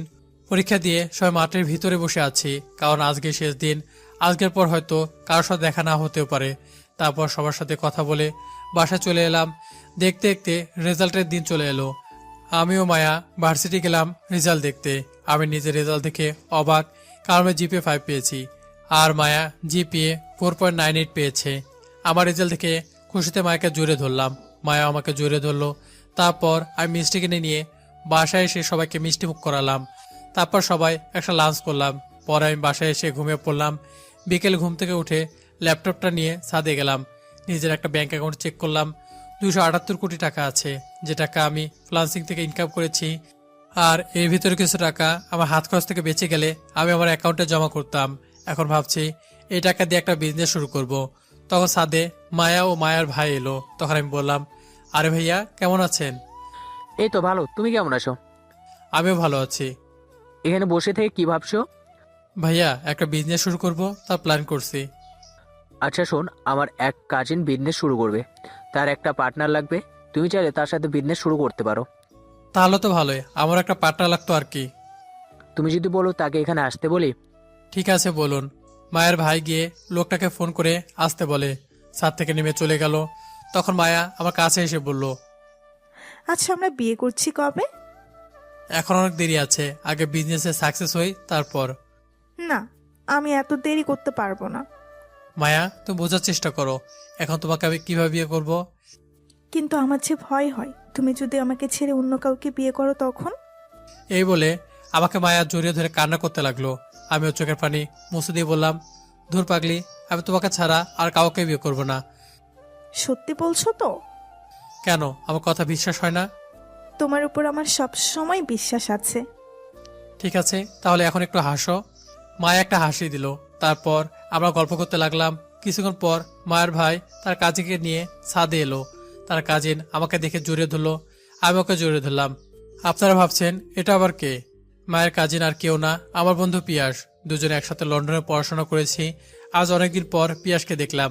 তখন আমি বললাম, আরে পিয়াস, তুই কেমন আছিস? ভালো, তুই কেমন আছিস? আর এখানে কি করিস? আমি 1 বছর ধরে এখানে থাকি। তা তুই কি মনে করে এলি? এতক্ষণে মায়ের ভাই ও মায়া দাঁড়িয়ে দাঁড়িয়ে আমাদের কাণ্ড দেখছিল। এবার ভাইয়া বললেন, ওই আমার কাজিন যে ব্যবসা শুরু করবে। কিন্তু তোমাকে একে অপরকে চিনো না কে? ভাইয়া, আমরা বিদেশে একসাথে পড়ালেখা করতাম। ও দুজনে বেস্ট ফ্রেন্ড, কিন্তু ও দেশে আসার পর আর যোগাযোগ হয়নি। ও তাহলে তো ভালোই, দুইজন দুইজনে চেনো। তাহলে আমি যাই, তোমরা কথা বলো। এই বলে মায়ের ভাই চলে গেল। আমি পিয়াস মায়া ছাদে বসে পড়লাম। তখন পিয়াস আমাকে বলল, তুই এখানে কিভাবে? আর তুই বিজনেস করবি মানে তোর কি টাকার অভাব আছে? আমার কাছে এখন কিছুই নেই, আর আমি আমার ফ্যামিলির সাথে থাকছি না। কেন, কি হয়েছে যে তোর ফ্যামিলির সাথে থাকিস না? সেটা অনেক বড় কাহিনী, বাদ দে। চল এবার বিজনেসের ব্যাপারে কথা বলি। সেটা বলবো, আগে তোর সাথে কি হয়েছে সেটা বল। সব ঘটনা খুলে বললাম। বুঝলাম। আমি বিজনেস শুরু করব, পার্টনার লাগবে, তুই কি হবি তাহলে? অবশ্যই তোর পার্টনার হব। ঠিক আছে, এখন আমাদের সব কিছু ব্যবস্থা করতে হবে। হ্যাঁ, কেন, তুই কিছু ব্যবস্থা করিসনি? না রে, আমি একটা পার্টনার খুঁজছিলাম, দেখে আর কিছু ব্যবস্থা করিনি। ও, তাহলে কালকে আসিস, একটা ভালো দেখে বিল্ডিং কিনতে হবে। বিল্ডিং আমার দেখা আছে, এখন তুই গিয়ে দেখলেই হবে। ঠিক আছে, কালকে তাহলে এখানে আসিস। আচ্ছা, আসবো। শোন, তোকে যদি আবার যেতে বলে তাহলে তুই কি করবি? কে যেতে বলবে, আর কোথায় যাব? কেন, তোর বাবা মা যদি যেতে বলে তাহলে যাবি না? কোনোদিনও আমাকে যেতে বলবে না। কেন, তুই তো ভিডিওটা পাঠিয়ে দিয়েছিস, তাহলে তোকে যেতে বলবে না কেন? আমি যে ভিডিওটা পাঠিয়েছি সেটা আব্বু এখনো দেখেইনি। তুই কিভাবে জানিস তোর আব্বু এখনো ভিডিওটা দেখেনি? কারণ ওটা যদি দেখতো তাহলে আমার খোঁজ নেওয়ার চেষ্টা করতো। আর সেদিন যখন মিথিলার সাথে দেখা হয়েছিল, সেদিন তো মিথিলা আব্বুকে বলতে পারতো যে আমি এখানে আছি, কিন্তু কেউ কিছু বলেনি। মিথিলার সাথে দেখা হয়েছিল কবে আর কখন? আরে কয়েকদিন আগে একটা কাজে। তারপর মিথিলার সাথে দেখা হওয়া থেকে সব ঘটনা খুলে বললাম। ও হুম। আর এই বিষয় নিয়ে আর কোনো কথা তুলবি না। ঠিক আছে, তাহলে আজকে আমি যাই। কালকে সকাল 10টায় রেডি থাকিস, আমি এসে নিয়ে যাব। ঠিক আছে, থাকবো। আচ্ছা তাহলে আজকে আসি, বাই। বাই। পিয়াজ চলে গেল। এখন ছাদে শুধু আমি আর মায়া বসে আছি। পিয়াজ যাওয়ার পর মায়া উঠে দাঁড়ালো। হঠাৎ করে আমার কোলে এসে বসে পড়লো। তখন আমি বললাম, তুমি আমার কোলে আবার কি কারণে বসলে? কেন? আমার জিনিসে আমি বসতেই পারি। আর কিছু বললাম না। কালকে থেকে তো অফিসে যাবে, তাই না? যাবো তো। তোমাকে ছাড়া তো আমার ভালো লাগে না। তবুও থাকতে হবে। ওই, বলো। বলছিলাম কি, কি বলছিলে? আমাকে একটু আদর করো না প্লিজ। সেটা এখন না, বিয়ের পর যত খুশি আদর খেও। তাহলে একটা কিস করো প্লিজ। ঠিক আছে, করছি। এই বলে মায়ের কপালে একটা ভালোবাসা পরশ এঁকে দিলাম। তারপর দেখি মায়া আমার দিকে রাগে লুকে তাকিয়ে আছে। তখন আমি মায়াকে বললাম, কি হয়েছে? কি হয়েছে তুই জানিস না? আমি আবার কি করে জানবো? তুই এটা কি করলি? কেন তোমাকে কিস করলাম? কুত্তা, এটাকে কেউ কিস বলে নাকি? আরে আমি জানি না তো কিভাবে কিস করে। আর আমি কাউকে কখনো কিস করিনি। দাঁড়া, তোকে আমি শিখিয়ে দিচ্ছি কিভাবে কিস করে। এই বলে মায়া আমাকে টান দিয়ে ওর ঠোঁটের সাথে ঠোঁট মিলিয়ে দিল। এবার ছাড়ানোর চেষ্টা করলাম না, কারণ মায়া এখন ভীষণ পরিমাণে রেগে আছে। 4 মিনিট পর মায়া আমাকে ছেড়ে দিল। আমি হাঁপাতে থাকলাম, মায়াও হাঁপাতে থাকলো। আমি জোরে জোরে দম নিচ্ছি। তখন মায়া বলল, এটা কি কিস বলে, বুঝছো? বুঝেছি। আচ্ছা এখন নিচে যাই, সকালে তো আবার তোমাকে পিয়াসের সাথে যেতে হবে। হ্যাঁ চলো, নিচে যাই, অনেক রাত হয়ে গেছে। চলো। তারপর আমি আর মায়া তাড়াতাড়ি করে নিচে চলে এলাম। মায়া ওর বাসায় গেল, আমি আমার বাসায় এলাম। তারপর ফ্রেশ হয়ে একটু ফেসবুকে গেলাম। ফেসবুকে কিছুক্ষণ ঘোরাফেরা করে অফলাইনে চলে এলাম। তখন কলিং বেল বেজে উঠলো। আমি কেউ দরজা খুলে দেখি মায়া দাঁড়িয়ে আছে। আমি কিছু বলবো তার আগে মায়া বলল, চলো, তোমাকে ডিনার করার জন্য ডাকছে। ঠিক আছে চলো। তারপর আমি আর মায়া দুদিন একসাথে মায়াদের বাসা চলে এলাম। মায়াদের বাসায় এসে দেখি সবাই বসে আছে, শুধু আমি ছাড়া। আমিও গিয়ে ওদের সাথে বসলাম। তারপর খাওয়া শুরু করলাম। খাওয়ার মাঝখানে মায়ের ভাইয়া বলে উঠলো, আমাকে উদ্দেশ্য করে বলল, তো তোমাদের ব্যবসা চালু করবে কবে? এই তো ভাইয়া, যত তাড়াতাড়ি পারি শুরু করব। আমি চাইছি তোমার আর মায়ের বিয়েটা 1 মাস পর দিয়ে দে। ভাইয়া আমি বলি কি, বিয়েটা কয়েকদিন পরে দিলে ভালো হয়, কারণ আমি আগে বিজনেসটা শুরু করি, তারপর না হয় বিয়ে করব। ঠিক আছে, যা বলবে তাই হবে। তারপর আর কোনো কথা হলো না। আমি খাবারটা শেষ করে নিজের রুমে চলে এলাম। তারপর ঘুমিয়ে গেলাম, কারণ ঘুম ভাঙলো 8টা 45 মিনিটে। তাড়াতাড়ি করে ঘুম থেকে উঠলাম। তারপর ফ্রেশ হতে গেলাম। ফ্রেশ হয়ে এসে দরজা খুলে বের হতে যাব, তখন খেলাম মায়ের সাথে ধাক্কা। ফলে মায়া আমার উপর পড়ে গেল। পড়ে যাওয়ার ফলে আমার ঠোঁট মায়ের ঠোঁটে এক হয়ে গেছে। আমি এরকম একটা কাজের জন্য মোটে প্রস্তুত ছিলাম না। আমি মায়াকে আমার উপর থেকে সরিয়ে দিলাম। মায়া উঠে দাঁড়ালো, আমি উঠে দাঁড়ালাম। তারপর আমি মায়াকে বললাম, তুমি এখানে কেন? আমি তোমাকে ডাকতে এসেছিলাম, তারপর তো। আর কিছু বললো না লজ্জায়। হয়েছে, আর লজ্জা পেতে হবে না, এখন চলো যাই। ঠিক আছে চলো। তারপর আমি আর মায়া ওদের বাসা চলে এলাম। তারপর আমি নাস্তা করে রুমে চলে এলাম। তারপর একটু টিভি দেখতে লাগলাম। কিছুক্ষণ পর মায়া ওর বাসার কাজ শেষ করে আমার কাছে চলে এলো। এসে আমার পাশে বসে আমার বুকে মাথা দিয়ে শুয়ে পড়লো। তখন আমি বললাম, তুমি আবার এখানে শুয়ে পড়লে কেন? তাহলে কোথায় শুব? কেন, এখানে তো বালিশ আছে, ওটার উপর শুয়ে পড়ো। না, এটা আমার জায়গা, এখানে শুধু আমিই ঘুমাবো, তাতে তোমার সমস্যা কি? আহারে, আমার বুকের উপর শুয়ে আমাকে বলছে আমার সমস্যা কি? হয়েছে, এবার চুপচাপ শুয়ে থাকো, কোনো কথা বলবে না, বুঝছো? ওকে। এই গল্পে পিয়াস নামটার বদলে শান্ত নাম রাখা হয়েছে। তারপর আমি আর কিছু বললাম না, চুপচাপ টিভি দেখতে লাগলাম। হঠাৎ করে ফোনটা বেজে উঠলো। আমি ফোনের দিকে তাকিয়ে দেখি শান্ত কল করেছে। আমি কলটা রিসিভ করতেই বলতে শুরু করলো, কি রে, তাড়াতাড়ি করে নিচে আয়। কেন, তুই এখন কোথায়? আমি তোর বাসার নিচে দাঁড়িয়ে আছি, তুই তাড়াতাড়ি করে চলে আয়। আচ্ছা, তুই 10 মিনিট অপেক্ষা কর, আমি আসতেছি। এই বলে ফোনটা কেটে দিলাম। তারপর মায়াকে ডাকতে যাব, ঠিক তখনই দেখি মায়া ঘুমিয়ে পড়েছে। আমি আর ওর ঘুম ভাঙালাম না, ওকে ভালো করে শুয়ে দিয়ে ওর কপালে একটা কিস করলাম। তারপর ওয়াশরুমে চলে গেলাম। ওয়াশরুম থেকে ফ্রেশ হয়ে বের হয়ে রেডি হলাম। মা এখনো ঘুমিয়ে আছে। আমি আর ওকে জাগানোর চেষ্টা করলাম না, বেরিয়ে পড়লাম। বাসা নিচে এসে দেখি শান্ত দাঁড়িয়ে আছে। আমি ওর কাছে গেলাম। তখন শান্ত আমাকে বলল, তোর এত সময় লাগে কেন? কোথায় এত দেরি? রেডি হতে যতক্ষণ সময় লাগে আর কি। হয়েছে, আর বলতে হবে না। তা এখানে দাঁড়িয়ে থাকবি নাকি এখন যাবি? ও আচ্ছা, চল এখন যাই। চল। তারপর আমরা দুজনে শান্ত গাড়িতে উঠলাম। শান্ত গাড়ি ড্রাইভিং করতে লাগলো। কিছুক্ষণ পর আমরা চলে এলাম। গাড়ি থেকে নেমে বিল্ডিংটা দেখতে লাগলাম। অনেক বড় বিল্ডিং, আর বিল্ডিংটা একেবারে রাস্তার পাশে, মানে অফিস বানানোর জন্য পুরোপুরি পারফেক্ট জায়গা। আমি শান্তকে এই বিল্ডিংটা নিতে বললাম। তারপর আমিও শান্ত বিল্ডিংয়ে গিয়ে মালিকের সাথে কথা বললাম। কথাবার্তা বলে বিল্ডিংটা আমরা কিনে নিলাম। তারপর আমিও শান্ত গাড়িতে উঠলাম। এখন আবার বাসায় যাব। গাড়িতে উঠলাম, আবার শান্ত ড্রাইভিং করছে। আমি চুপচাপ বসে আছি। তখন আমার ফোনটা বেজে উঠলো। আমি ফোনটা বের করে দেখি মায়া কল করেছে। আমি কলটা রিসিভ করলাম।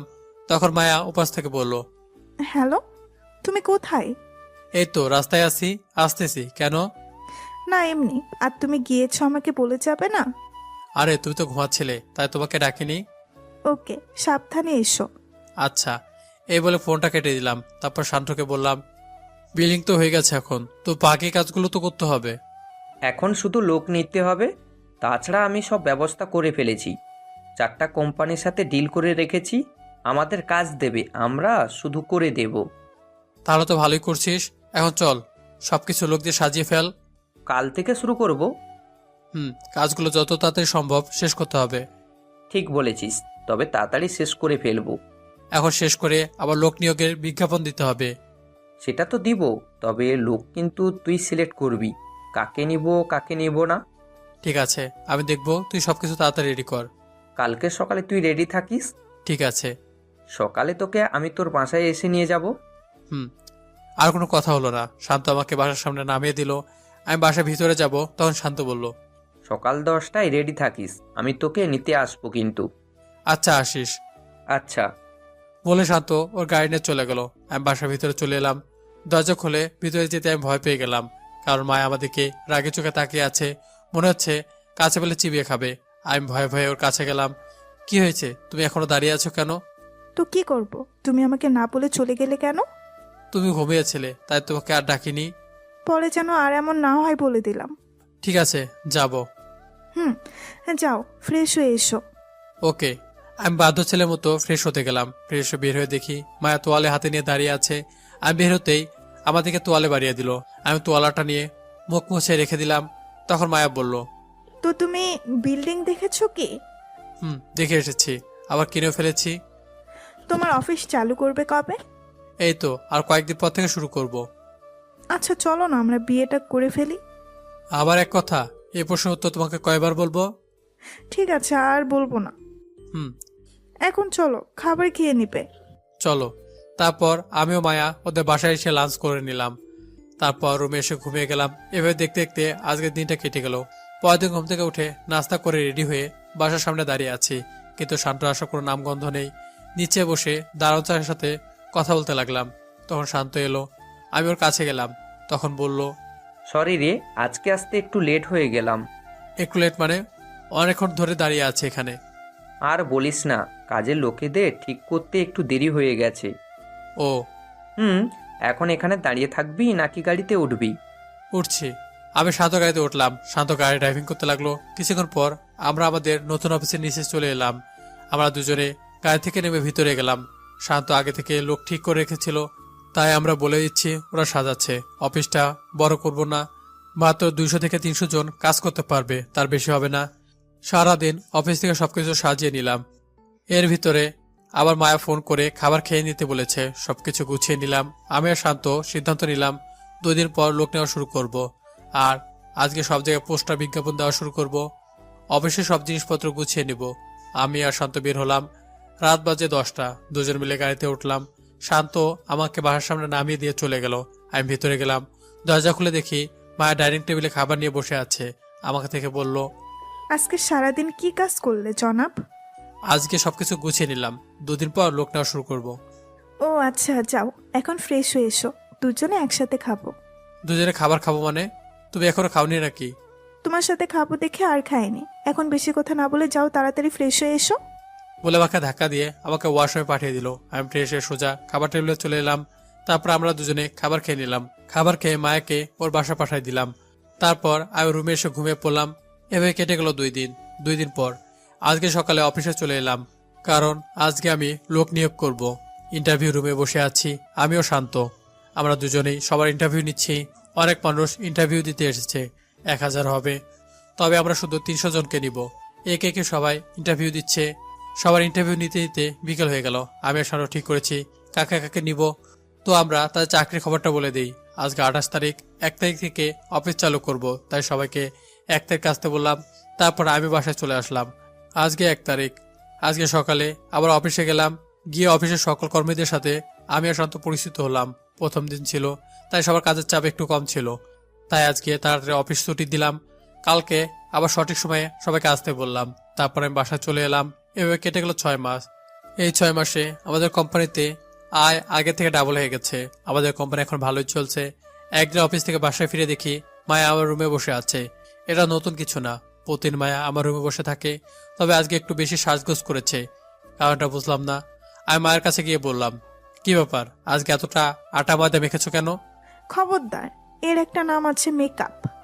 না, আটা ময়দা বলবো কেন, এখন বলো এত সাজগোজ করার কারণটা কি? আছে একটা কারণ, সেটা তোমাকে বলবো না। প্লিজ বলো না কি কারণ।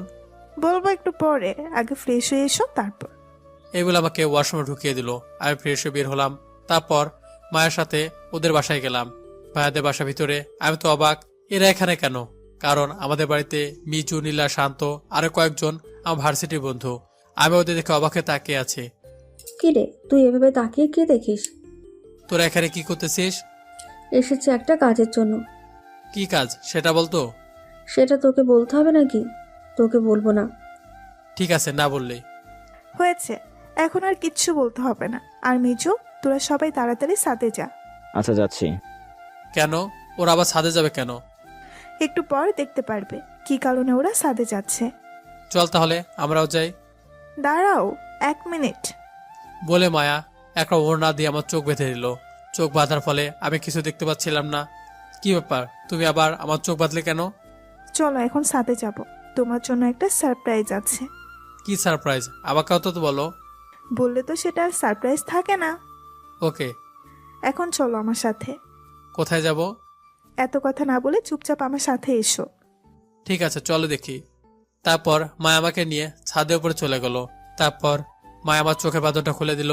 সাথে সাথে সবাই একসাথে বলে উঠলো, হ্যাপি বার্থডে টু ইউ। এটা দেখে আমি টাসকে খেলাম। আজকে আমার জন্মদিন, আমার মনে ছিল না। এসব ভাবছি, তখন আমার সামনে বড় একটা কেক আনলো। নাও এবার কেক কাটো। ওকে বলে কেক কাটলাম। তারপর মায়াকে খাওয়ালাম। তারপর একে একে সবাইকে কেক খাওয়ালাম। তাহলে এই ছিল আমার সারপ্রাইজ। হ্যাঁ, এটাই ছিল তোর সারপ্রাইজ। আর এই সব ব্যবস্থা মায়া তোর জন্য করে রেখেছিল। আমি মায়ের দিকে তাকালাম, দেখে লজ্জা লাল হয়ে গেল। এখন সবাই চলো, খাবার খেতে হবে তো। হ্যাঁ, সবাইকে নিচে নিয়ে চলো। তারপর সবাই মিলে ডিনার করতে বসলাম। তখন মায়ের ভাই বলল, এবার তাহলে তোমাদের বিয়েটা দিয়ে দেই, কি বলো? এখন? হ্যাঁ, এখন না দিলে আবার কবে দেব? আর তোমার বিজনেস তো ভালোই চলছে। ঠিক আছে ভাইয়া, আপনি যা করবেন তাই হবে। তাহলে সামনের সপ্তাহ তোমাদের বিয়ের তারিখটা ঠিক করে। ঠিক আছে, আমার কোনো সমস্যা নেই। মায়া, তোর কোনো সমস্যা নেই তো? না, আমার সমস্যা নেই। তুমি যেদিন চাও সেদিনই বিয়ে হবে। তাহলে তো হয়েই গেল। তাহলে সামনের সপ্তাহে তোদের বিয়ে হচ্ছে, আর তোমরা সবাই ঠিক টাইমে চলে আসবে, কেমন? মিজু নীলাদের উদ্দেশ্য করে বলল, আচ্ছা, আমরা চলে আসবো। ওকে। তাহলে তোরা থাক, আমরা এখন চলে যাই, কেমন? আচ্ছা, পৌঁছে ফোন দিস। সবাই বলল আচ্ছা দিব। তারপর ওরা সবাই মিলে চলে গেল। আমিও বাসায় চলে এলাম। তারপর ঘুমিয়ে গেলাম। পরের দিন সকালে ঘুম ভাঙলো কিছু একটা সুড়সুড়িতে। চোখ খুলে দেখি মায়া আমার দিকে এক পলকে তাকিয়ে আছে। মায়া এখানে এসেছে, এটা দেখে অবাক হলাম না, কারণ আমার ফ্ল্যাটের চাবি ওর কাছে আছে। মায়া আমার দিকে তাকিয়ে আছে। আমি ওকে আমার বুকের সাথে চেপে ধরলাম। মায়া আমাকে জড়িয়ে ধরেছে। হয়েছে, এবার ছাড়ো, অফিসে যেতে হবে তো। অফিসে যাবো তো, তুমি এখানে কেন এসেছিলে? তোমাকে ডাকতে এসেছি, যাও ফ্রেশ হয়ে এসো। ওকে, যাচ্ছি। ফ্রেশ হতে চলে গেলাম। ফ্রেশ হয়ে বাইরে এসে দেখি মায়া খাটের উপর বসে আছে। তুমি এখানে বসে আছো কেন? বাসায় যেতে পারোনি? তোমার সাথে যাবো দেখে বসে আছি, তো এবার কি যাওয়া যাক? ঠিক আছে, চলো যাই। চলো। আর আজকে অফিস থেকে একটু আগেই আসবে, কেমন? কেন? আমি এক জায়গায় যাব, তাই। তুমি আবার কোথায় যাবে? একটু শপিং মলে যাব। কেন, আবার কি কিনবে? বিয়ের শপিং করতে যাব। তুমি একা চলে যাও, আমার সময় হবে না। না, তোমাকেও আমার সাথে যেতে হবে। আমাদের বিয়ের শাড়ি তুমি পছন্দ করে দিবে। আচ্ছা ঠিক আছে, তাহলে তুমি বিকালে অফিসে চলে এসো, ওখান থেকে না হয় দুজনে শপিং মলে যাব। ঠিক আছে, তাহলে আমি বিকেলে তোমার অফিসে যাব। হুম হুম আচ্ছা, তাহলে আমি এখন যাই, না হলে আবার লেট হয়ে যাবে। ঠিক আছে, দেখে শুনে যেও। ওকে বলে বাসা থেকে বের হয়ে বাইকটা নিয়ে সোজা অফিসে চলে গেলাম। অফিসে এসে বাইকটা পার্কিং করে সোজা ভিতরে ঢুকে গেলাম। ভিতরে ঢুকতেই সবাই আমাকে সালাম দিল। আমি সালামের উত্তর নিয়ে নিজের ক্যাবিনে গিয়ে বসলাম। তারপর কাজ শুরু করলাম। কাজ করছি তখন ম্যানেজার এসে বলল, স্যার, আজকের একটা জরুরি মিটিং আছে, আপনাদের দুজনকে থাকতে হবে। আচ্ছা মিটিং কখন শুরু হবে? একটু পর শুরু হবে। আচ্ছা আপনি যান, আমি আসছি। ওকে। বলে ম্যানেজার চলে গেল আর আমি আমার কাজগুলো করতে লাগলাম। কাজ করতে করতে ম্যানেজার মিটিং এর জন্য আমাকে ডেকে গেল। আমি কেবিন থেকে বের হয়ে শান্তর কেবিনের দিকে গেলাম। শান্তর কেবিনে গিয়ে দেখি শান্ত বসে বসে একটা ফাইল চেক করছে। কিরে, তুই আবার কি করছিস? কিচ্ছু না, এই একটা ফাইল চেক করছি। ও, তা তুই আবার কি মনে করে আমার কেবিনে এলি? মিটিং এ চল, একটা জরুরি মিটিং আছে, সেটা করতে হবে। তো তুই একা চলে যা, গিয়ে মিটিং অ্যারেঞ্জ কর। আমি গেলে হবে না, তোরও যেতে হবে। আচ্ছা চল তাহলে। আমি আর শান্ত কেবিন থেকে বের হয়ে সোজা মিটিং রুমে চলে গেলাম। মিটিং রুমে গিয়ে দেখি অনেক কোম্পানির লোক বসে আছে। আমি গিয়ে মিটিং শুরু করলাম। মিটিং শেষ করতে বিকেল হয়ে গেল। মিটিং রুম থেকে বের হয়ে কেবিনে চলে এলাম। কেবিনে দরজা খুলে দেখি মায়া সোফায় বসে আছে। মায়াকে দেখে মনে পড়ে গেল আজকে মায়ের সাথে শপিং এ যেতে হবে। তখন আমাকে দেখে মায়া আমার কাছে এসে বলল, কি ব্যাপার, মিটিং শেষ নাকি? হ্যাঁ শেষ। আচ্ছা যাও, তাড়াতাড়ি করে ফ্রেশ হয়ে এসো, আবার শপিং মলে যেতে হবে তো নাকি? ঠিক আছে যাচ্ছি, তুমি একটু ওয়েট করো, আমি যাবো আর আসবো। ঠিক আছে যাও। আর কিছু না বলে ওয়াশরুমে চলে গেলাম। ফ্রেশ হয়ে এসে মায়াকে সঙ্গে নিয়ে অফিসের নিচে চলে এলাম। তারপর বাইকটা নিয়ে মায়াকে পিছনে বসিয়ে শপিং মলে যাওয়ার জন্য রওনা দিলাম। মাঝপথে একটা রেস্টুরেন্টের কাছে মায়া বাইক থামাতে বলল, আমি সেখানে থামালাম। তারপর মায়া বাইক থেকে নেমে আমার সামনে এসে বলল, আমি জানি তুমি দুপুরে খাবার খাওনি, তাই এখন ভেতরে চলো, খাবার খাবে। আমি দুপুরে খাইনি, এটা তুমি কিভাবে জানলে? সত্যি দুপুরে মিটিং থাকায় লাঞ্চ করতে পারিনি। তুমি না খেয়ে থাকবে আর আমি সেটা বুঝবো না, এটা কেমন করে হয় বলো? ও, এখন কথা বাদ দিয়ে ভেতরে চলো। বাইক থেকে নেমে ভিতরে গেলাম। তারপর দুজনে একটা চেয়ারে বসলাম আর মায়া 2 প্লেট বিরিয়ানি অর্ডার করলো। কিছুক্ষণ পর বিরিয়ানি চলে এলো, আমরা খাওয়া শুরু করলাম। খাওয়ার পরে ঘটলো আরেক ঘটনা। মায়া আমাকে বিল দিতে দিচ্ছে না। মায়া বলে ও নিজে বিল দেবে। আমি ওকে জোর করলাম না, মায়া বিলটা দিয়ে দিল। তারপর আমরা রেস্টুরেন্ট থেকে বের হয়ে সোজা শপিং মলে চলে গেলাম। শপিং মলের সামনে একটা বাইক পার্কিং করলাম। তারপর মায়াকে সঙ্গে নিয়ে ভিতরে প্রবেশ করলাম। প্রথমে মায়া আমাকে সঙ্গে করে নিয়ে মেয়েদের দোকানে প্রবেশ করলো। আমি শুধু মায়ের পিছনে পিছনে হাঁটছি। মায়ের শাড়ি দোকানে গিয়ে দোকানদারকে কয়েকটা শাড়ি দেখাতে বললো। দোকানদার আমাদের সামনে কয়েকটা শাড়ি রাখলো। এবার বলো কোন শাড়িটা তোমার বেশি পছন্দ হয়? আমি একটা কমলা কালার শাড়ি পছন্দ করে দিলাম। মায়ের শাড়িটা হাতে নিয়ে বলল, তোমার পছন্দ আছে বলতে হবে, এটা আমারও খুব পছন্দ হয়েছে। আমি আর কিছু বললাম না। তারপর মা আমাকে নিয়ে ছেলেদের দোকানে গেল। আমি অবশ্য অবাক হলাম, ওর ছেলেদের দোকানে কি কাজ আছে। দেখলাম মায়া ওর শাড়ির সাথে ম্যাচিং করে পাঞ্জাবি কিনছে। তো শেষে একটা পাঞ্জাবি পছন্দ করে বিলটা দিয়ে চলে এলো। তারপর আমরা শপিং মল থেকে বের হয়ে সোজা বাসায় চলে এলাম। এভাবে দেখতে দেখতে আমাদের বিয়ের দিন চলে এলো। আজকে আমার আর মায়ের বিয়ে। সারা বাড়িতে মেহমান ভর্তি। বিয়ে সব দায়িত্ব মিজু আর নীলা নিয়েছে। আমাদের বাসায় শুধু আমাদের বন্ধু বান্ধব ছাড়া আর কে থাকবে? আমার তো এখন কোনো আত্মীয় স্বজন নেই। সন্ধ্যাবেলায় কাজে এসে আমাদের বিয়ে পড়িয়ে গেল। আমার কয়েকটা বান্ধবী আর মায়ের কাজিনরা মায়েকে বাসর ঘরে নিয়ে গেল। আমিও সবার মতো ছাদে চলে গেলাম। ছাদে গিয়ে বন্ধু বান্ধবের সাথে আড্ডা দিতে লাগলাম। রাত 12টার দিকে মিজু আর নীলা আমাকে বাসর ঘরে ঢুকিয়ে দিল। আমি ভিতরে ঢুকে দেখি মায়ের খাটের উপর বসে আছে। আমি দরজা লাগিয়ে খাটের দিকে যেতে লাগলাম। মায়ের খাট থেকে নেমে এসে আমার পা ধরে সালাম করলো। তারপর আবার খাটের উপর গিয়ে বসে পড়লো। আমিও গিয়ে মায়ের পাশে বসলাম। তারপর মায়ের ঘোমটা তুলে দিলাম। তারপর বাকিটা বুঝে নিন। 4 বছর পর আমার আর মায়ের বিয়ে 4 বছর হয়েছে। বিয়ে 2 বছর পর আমাদের একটা কন্যা সন্তান হয়েছে, নাম সাইফা। মিজু আর নীলারও বিয়ে হয়েছে আর 2 বছর হলো। ওদের একটা ছেলে আছে। একদিন অফিসে যাব এমন সময় মায়া আমার কাছে এসে বলল, অফিসে যাচ্ছ নাকি? হ্যাঁ, কেন? আসবে কখন? আজকে ফিরতে রাত হবে, একটা ডিল আছে তাই। ও হ্যাঁ, কিন্তু কেন? না, আজকে তোমার মেয়ে শপিংয়ে যেতে চাইছে তাই। আজকে তো হবে না। সেটা আমাকে না বলে তোমার মেয়েকে বলো। ঠিক আছে, সাইফাকে ডাক দাও। আমাকে ডাক দিতে হবে না, আমি এসে গেছি। হঠাৎ করে কোথা থেকে যেন এসে বলল, আজকে কিন্তু আমি শপিংয়ে যেতে পারবো না। না, আমি কোনো কথা শুনতে চাই না, আমার সাথে আজকে শপিংয়ে যাবে। আচ্ছা ঠিক আছে, দেখি আজকে তাড়াতাড়ি আসতে পারি কিনা। ঠিক আছে বাবাই। তারপর আমি বাসা থেকে বের হয়ে অফিসে চলে এলাম। আজকে আবার একটা বড় মিটিং আছে, তাই আমাদের সেখানে যেতে হবে। তাই অফিসে এসে শান্তকে নিয়ে মিটিংয়ের জায়গায় চলে গেলাম। অফিসের ভিতরে ঢুকতেই পিয়ন আমাকে নিয়ে মিটিং রুমে চলে গেল। আমরা মিটিং রুমে গিয়ে বসলাম, তখন একে একে সবাই আসতে লাগলো। এরপর যে প্রবেশ করলো তাকে দেখে আমি চমকে উঠলাম, আব্বু এখানে কেন? আব্বু এবার মিটিং রুমে প্রবেশ করেছে। আব্বু আমার দিকে তাকিয়ে আছে, হয়তো আমাকে চিনতে পারছে না, কারণ আমি মাস্ক পরে আছি। আমি শান্তকে সবকিছু বলে ওখান থেকে বের হয়ে এলাম, কারণ আর কিছুক্ষণ ওখানে থাকলে আব্বু আমাকে চিনে ফেলতো। অফিস থেকে বের হয়ে সোজা বাসা চলে এলাম। বাসার সামনে এসে কলিং বেল বাজাতেই মায়া দরজা খুলে দিল। মায়া অবশ্য এই টাইমে আমাকে আশা করেনি। কি ব্যাপার, তুমি আজকে এত তাড়াতাড়ি এসেছো কেন? এমনিতেই ভালো লাগছে না তাই। আমার কপালে হাত দিয়ে, কি বলো, শরীর খারাপ নাকি? আরে তেমন কিছু নয়। আচ্ছা যাও তাহলে, তুমি রেস্ট নাও। আমি কোনো কথা না বলে সোজা রুমে চলে গেলাম। সেদিন বাইরেও কোথাও গেলাম না। পরদিন সকালে অফিসে গেলাম, সারাদিন কাজ করে রাতে বাসায় চলে এলাম। এভাবে কেটে গেল 2 মাস। একদিন বিকেলে অফিস থেকে বাসায় এসে কলিং বেল বাজালাম, তখন একজন মহিলা এসে দরজা খুলে দিল। এই মহিলা আমাকে দেখা মাত্রই আমাকে জড়িয়ে ধরে কেঁদে উঠলেন। আপনারা ভাবছেন এটা আসলে কে?